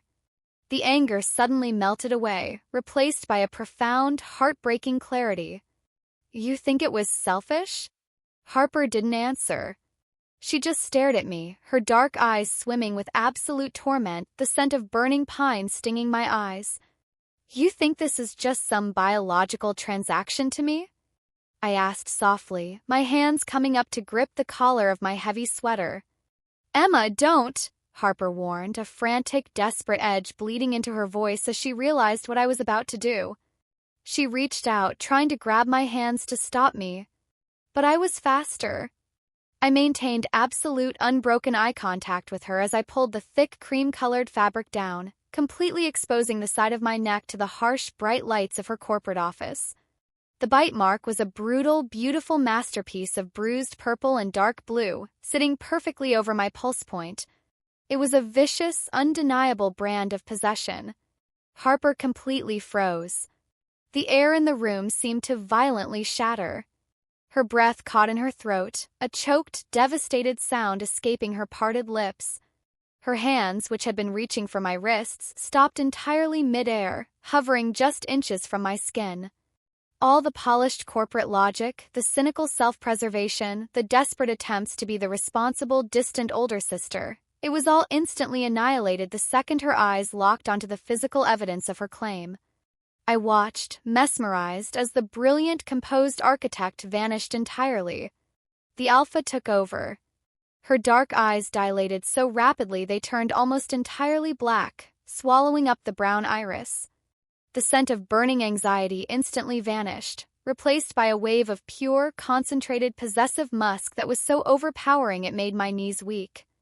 With a deep, guttural groan that vibrated the glass walls of the office, Harper surged forward. She didn't push me away this time. She didn't retreat. Her hands crashed onto my waist, her grip bruising and absolute, as she slammed me backward against the solid oak of her drafting table. The blueprints scattered onto the floor with a loud rustle as she pinned me there, her broad body pressing flush against mine, eliminating every single fraction of space between us. You shouldn't have come here, Harper rasped, her voice dropping into an agonizingly deep, primal register that I felt straight in my core. Her face was inches from mine, her hot, frantic breath fanning across my lips. You should have stayed far away from me, Emma. I'm never staying away from you again, I breathed, sliding my arms up her chest and wrapping them tightly around her neck, my fingers tangling in the hair at the base of her perfect twist. Harper squeezed her eyes shut, a shudder of absolute surrender violently tearing through her body. And then she kissed me. End of Part 7. Part 8. The collision of our mouths wasn't hesitant, and it certainly wasn't gentle. It was an absolute world-ending explosion of 3 years of repressed desire, shattered boundaries, and pure, unfiltered instinct. Harper's lips were firm, demanding, and incredibly hot against mine, moving with a desperate, frantic energy that entirely belied her polished corporate exterior. The moment she kissed me, a loud, helpless sound tore from the back of my throat, completely swallowed up in the heavy silence of the office. I clung to her, my hands moving from her neck to fist in the lapels of her perfectly tailored navy suit jacket. I pulled her closer, if that was even physically possible, my body arching against hers as she kept me pinned against the edge of the drafting table. The heavy mahogany bit into my lower back, but I couldn't feel the pain. I couldn't feel anything except her. Her hands were everywhere, one gripping my waist so tightly I was sure she was leaving bruises through the thick denim of my shorts, the other sliding up into my hair. She gripped the back of my neck, her long fingers brushing right over the sensitive, raised skin of the bite mark she had left the night before. Contact sent a literal shockwave of electricity straight down my spine. A deep, resonant purr violently ripped its way out of Harper's chest, vibrating through my own ribs. It was the sound of an alpha who had finally stopped fighting her own nature, an alpha who was claiming exactly what belonged to her. Taste of her was intoxicating, a dark, rich blend of expensive black coffee, crisp mint, and that overwhelming, addictive, earthy musk that made my blood sing. I opened my mouth, granting her absolute access, and the kiss instantly deepened into something entirely consuming. The scent of crushed pine and winter air flooded my lungs, mingling perfectly with my own rapidly sweetening scent of vanilla and spun sugar. For 3 years, I had watched this woman from across crowded living rooms and dinner tables. I had watched her maintain a perfect, impenetrable ice wall, keeping everyone at a safe, calculated distance. To feel that wall completely disintegrate under my hands, to feel her shaking against me, completely undone by my presence, was the most powerful I had ever felt in my entire life. Harper broke the kiss with a ragged, desperate gasp, but she didn't pull away. She couldn't. She buried her face into the crook of my neck, her nose pressing right against the collar of my sweater, directly over her mark. Her chest was heaving, her breath hot and fast against my skin. "You have absolutely no idea what you've just done," Harper groaned, her voice a fractured, gravelly rasp that sent a new cascade of shivers down my body. "I know exactly what I've done," I breathed out, my own chest rising and falling rapidly. I slid my hands up to her shoulders, gently pushing her back just enough so I could look at her. The immaculate, terrifying senior architect was completely gone. Harper's flawless twist had come undone during the kiss, heavy strands of dark, silky hair falling wildly around her face. Her crisp white silk blouse was wrinkled where I had gripped it, and her dark eyes were blown wide, completely eclipsed by the dilated, predatory black of her pupils. She looked raw. She looked wild. She looked entirely, undeniably mine. "I tried, Emma," Harper whispered, lifting a trembling hand to cup the side of my face. Her thumb gently stroked my cheekbone, her eyes tracing every detail of my face as if she were memorizing a blueprint. "I tried so damn hard to be the responsible one. I tried to walk away to protect you from this. From me. Because once I cross this line, once I truly let myself have you, I am never going to be able to let you go." "I don't want you to let me go, Harper," I replied fiercely, leaning into the warmth of her palm. "I never asked you to protect me. I asked you to choose me." Harper squeezed her eyes shut, a shudder tearing through her broad shoulders. When she opened them again, the agonizing conflict that had haunted her gaze for the last 24 hours was completely, irrevocably gone. In its place was a terrifying, beautiful, and absolute resolve. "Then I'm choosing you," Harper vowed, her voice dropping an octave, ringing with the heavy, binding weight of an alpha's promise. "I am choosing you, and heaven help anyone who tries to get in my way. Including Chloe." A tear slipped down my cheek, but this time it was a tear of pure, overwhelming relief. I let out a watery laugh, wrapping my arms back around her neck. "Chloe is going to kill us both." "Let her try," Harper murmured, a dark, genuine smirk finally playing at the corners of her lips. She leaned in, capturing my mouth in another kiss. This one was slower, deeper, and infinitely more agonizing. It wasn't fueled by panic or desperation, it was fueled by possession. It was a promise. She kissed me until my knees turned to absolute jelly, her strong arms the only thing keeping me upright against the drafting table. Just as my fingers tangled back into her dark hair, a sharp, authoritative knock hammered against the frosted glass of the office door. We both froze. The heavy, intoxicating bubble of our pheromones collided violently with the harsh reality of the corporate world outside the glass. "Ms. Vance." It was the receptionist's voice, muffled but clearly laced with urgency. Harper didn't step back. She kept her body pressed flush against mine, shielding me entirely from the door, her eyes snapping toward the frosted glass. Her jaw locked, the muscles leaping underneath her skin, and a low, warning growl rumbled in the back of her throat. "Ms. Vance, I apologize for the interruption," the receptionist continued, her voice rising in pitch. "But the executive board is fully assembled in conference room A." The investors from Tokyo just dialed in on the video conference. They are asking for a status update. You are needed immediately. Reality came crashing down like a bucket of ice water. The biggest presentation of her career. I had completely derailed it. I had stormed into her office, demanded her attention, and entirely compromised her state of mind 15 minutes before she was supposed to pitch a multi-million-dollar project to international investors. Panic suddenly seized my chest. The alpha pheromones that had been keeping me grounded spiked with sudden anxiety. "Harper," I whispered frantically, pushing against her chest. "Harper, you have to go. The board." "Quiet," Harper commanded softly, though there was no anger in it. She caught my wrists, stopping my frantic movements, and pressed a firm, reassuring kiss to my forehead. She turned her head slightly toward the door, taking a deep, steadying breath. When she spoke, her voice instantly transformed.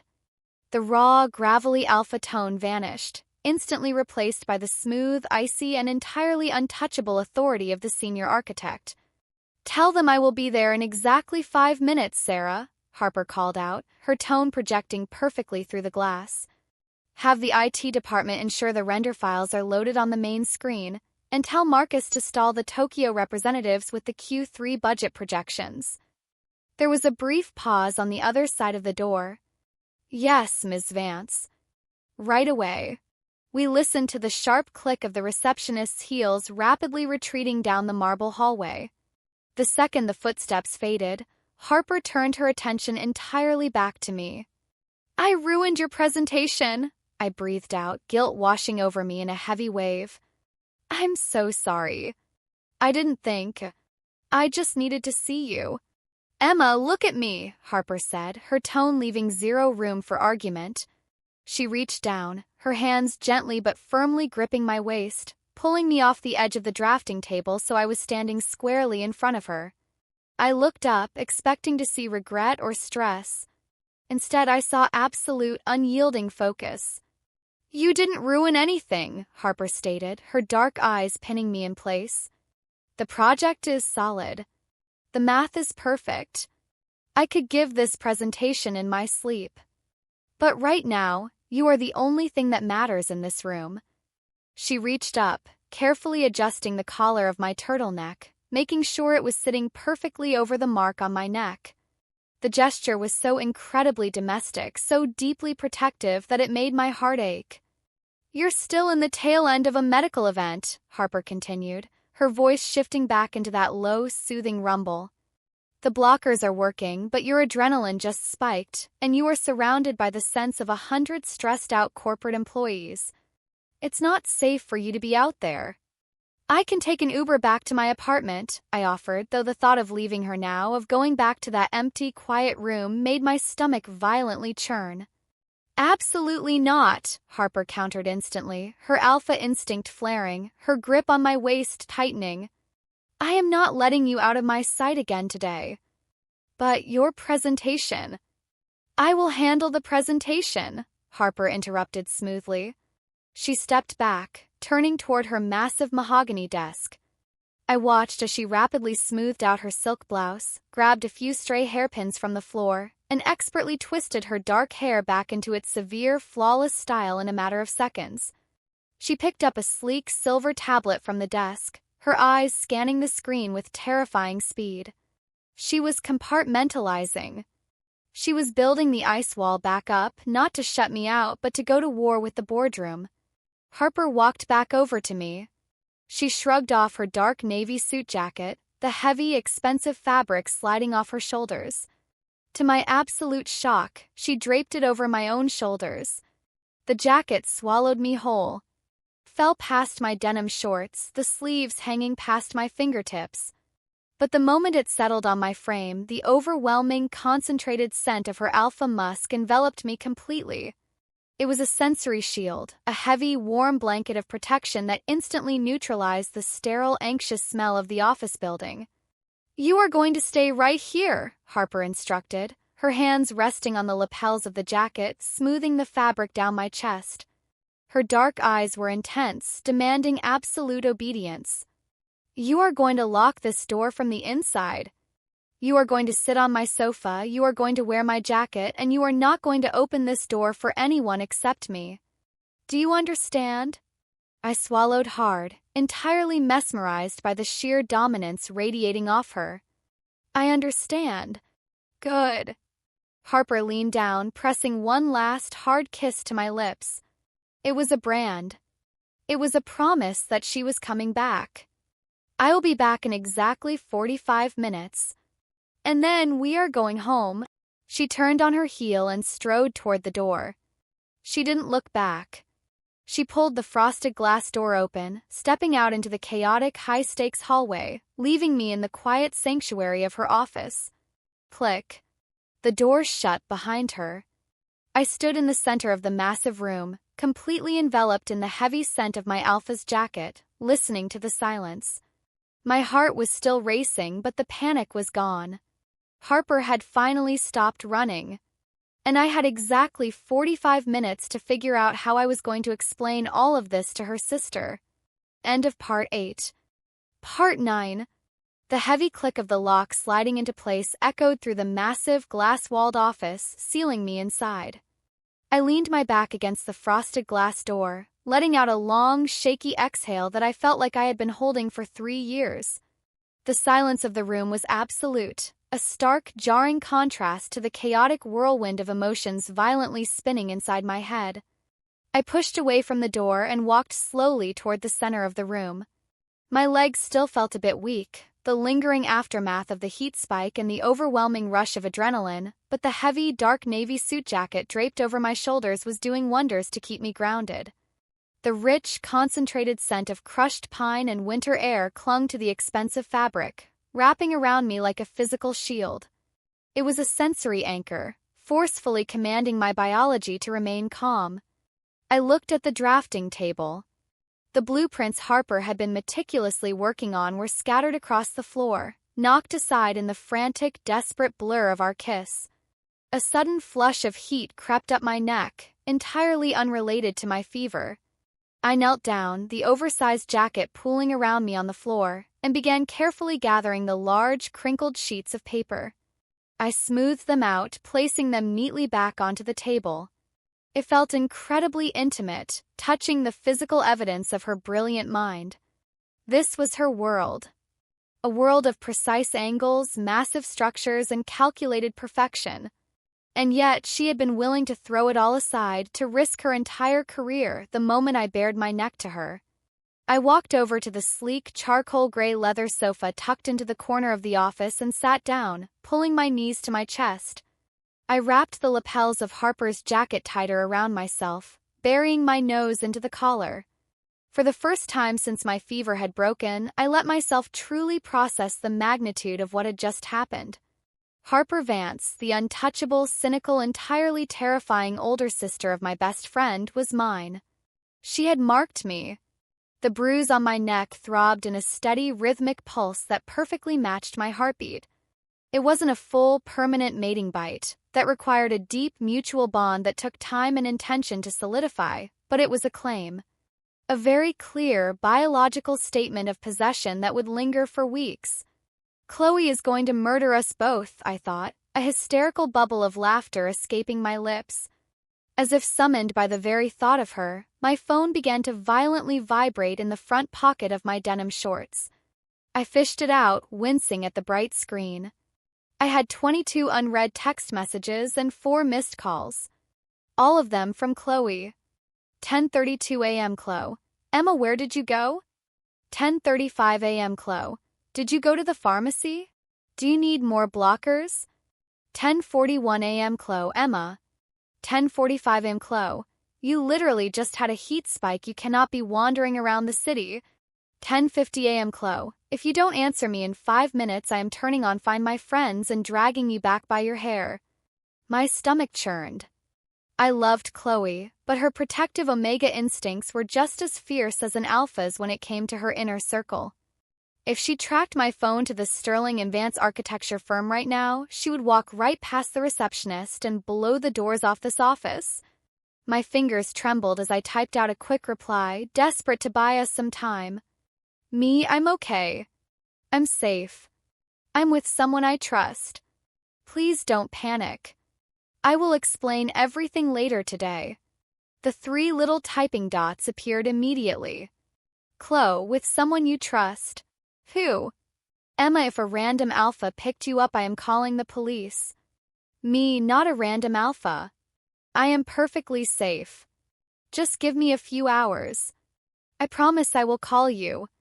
I quickly switched my phone to Do Not Disturb and tossed it onto the cushion next to me. I couldn't deal with the interrogation right now. I needed Harper. I needed the solid, immovable presence of the woman who had promised she would handle this. I looked up at the digital clock on Harper's mahogany desk. It had been exactly 38 minutes. The wait was agonizing. My mind kept supplying terrifying scenarios. What if the investors hated the project? What if she lost her focus because of me? What if she realized, standing in front of a boardroom of billionaires, that tying herself to a chaotic 22-year-old was the biggest mistake of her life?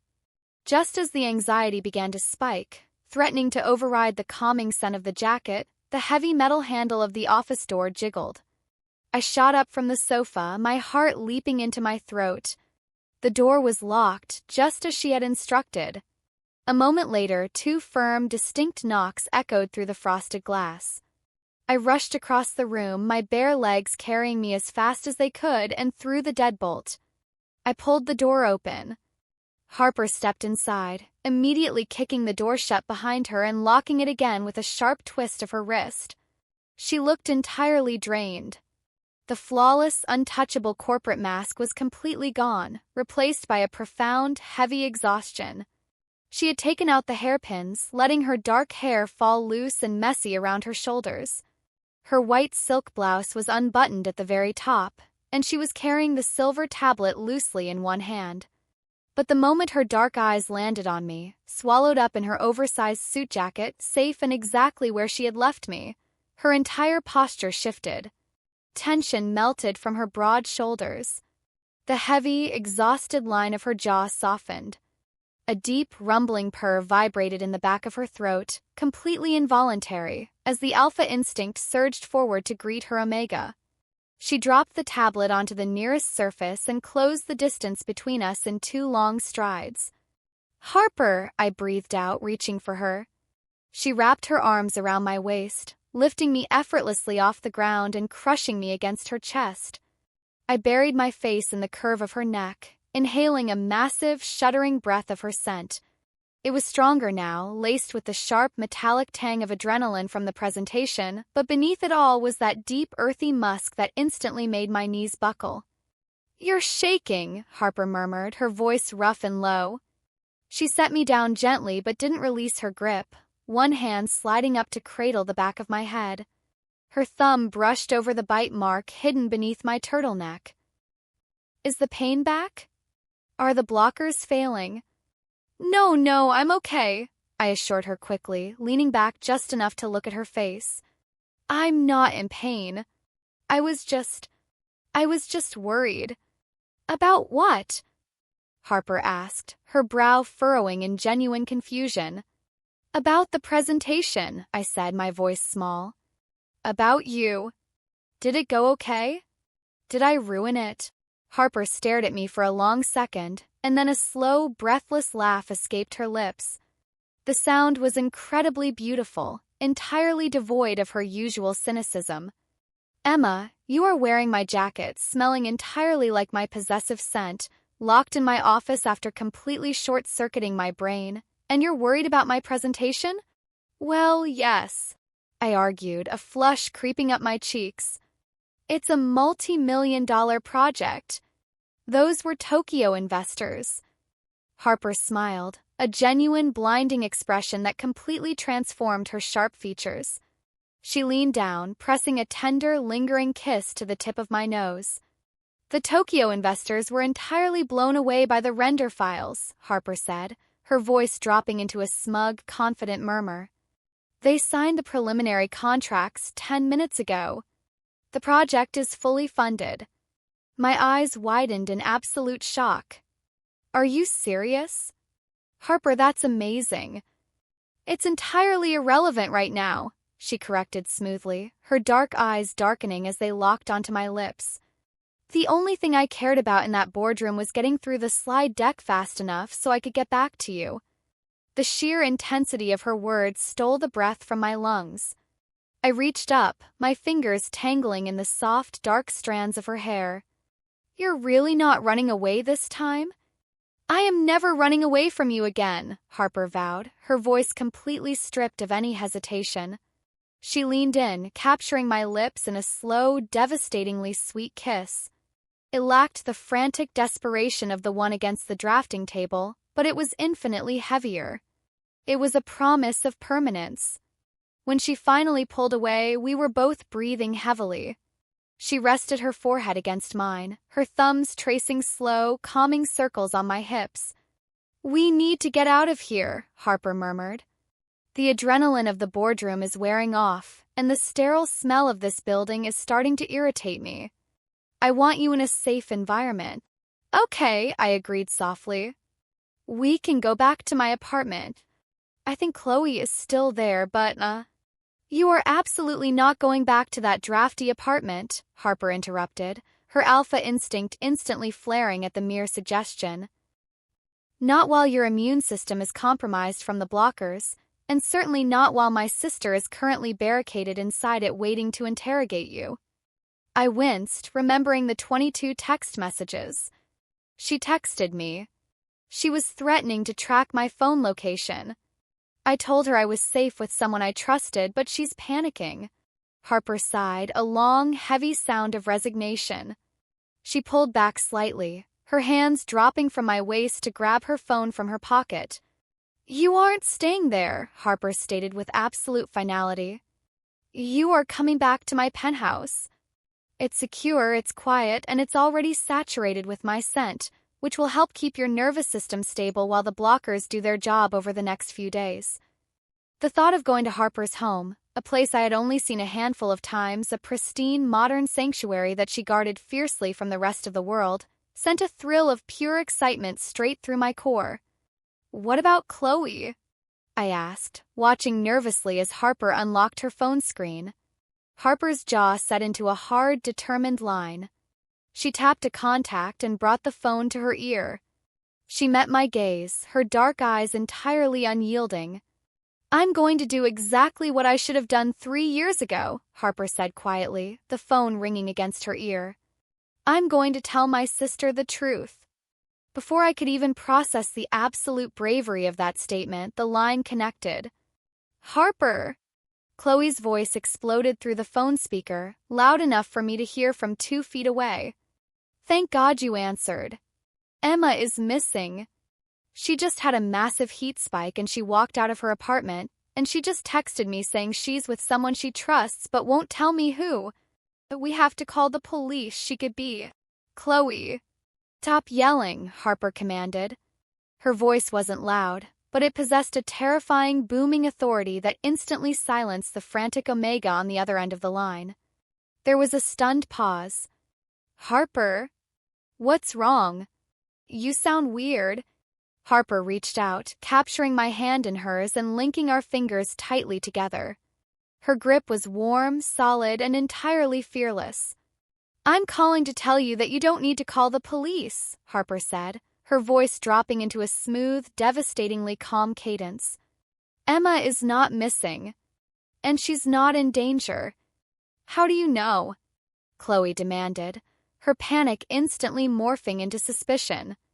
Harper looked at me, a fiercely protective, incredibly possessive glint shining in her dark eyes. Because she's with me, Harper stated evenly. And she is moving into my apartment. End of Part 9. Part 10. The silence on the other end of the phone line was so profound, so incredibly heavy, that for a fleeting second I genuinely thought the call had dropped. Harper stood perfectly still, her thumb gently stroking the back of my hand, our fingers laced together in a grip that felt like an unbreakable vow.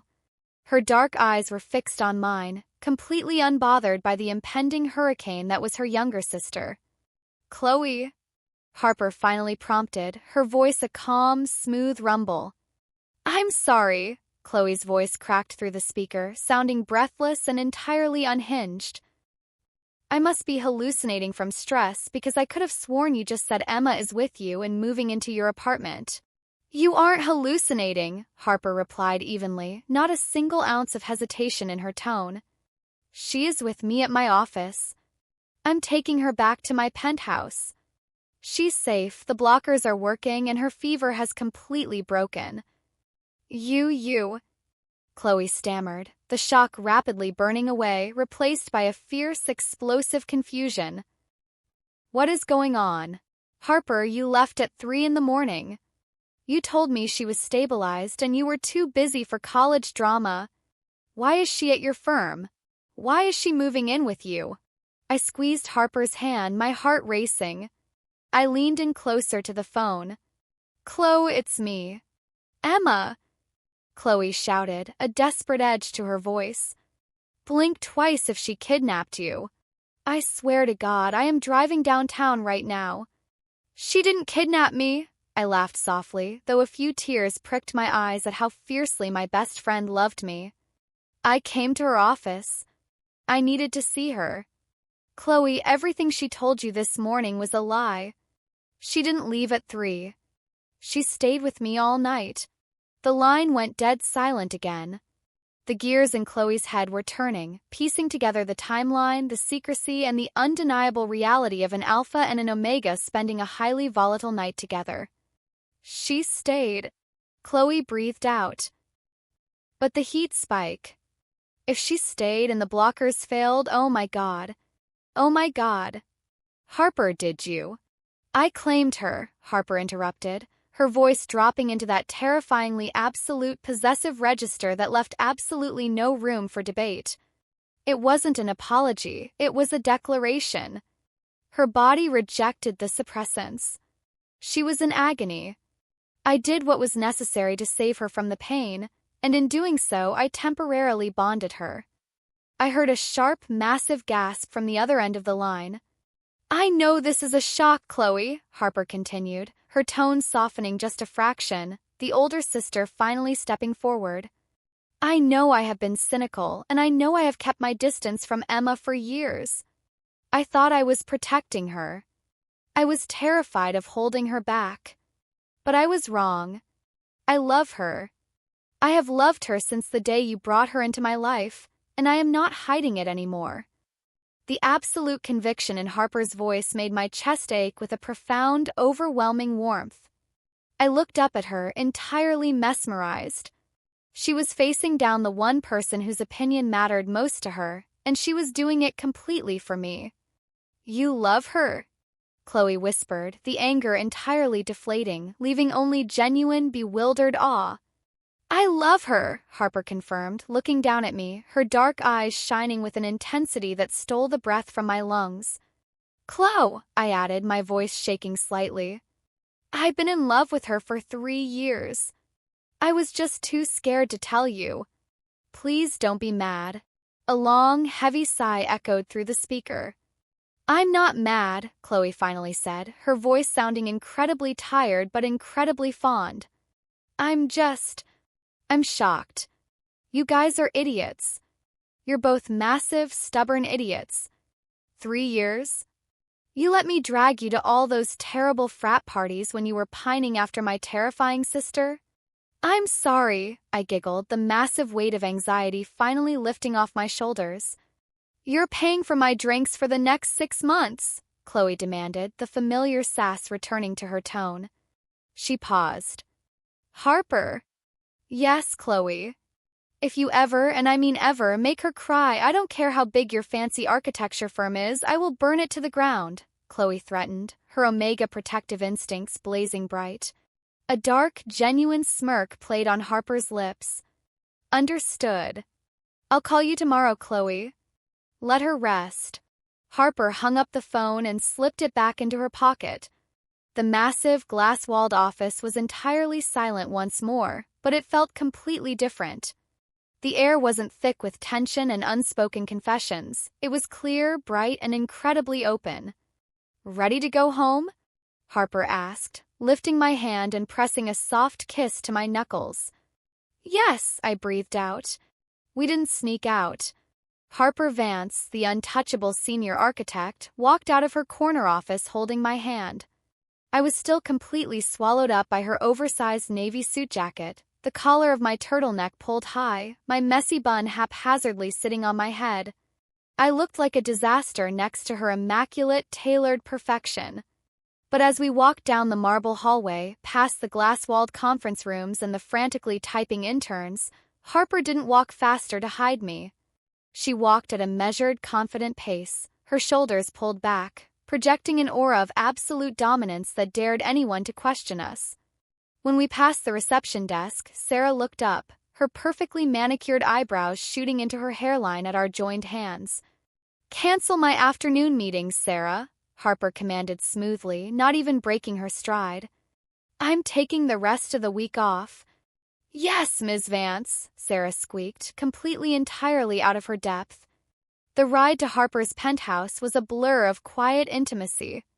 The black SUV was a sanctuary, the air conditioning blowing cool air as Harper kept one hand firmly on the steering wheel and the other intertwined with mine, resting on the center console. Her penthouse was located in the most exclusive high-rise in the city. Private elevator opened directly into her apartment, revealing a sprawling, magnificent space of dark wood floors, exposed concrete pillars, and floor-to-ceiling windows that offered a breathtaking panoramic view of the skyline.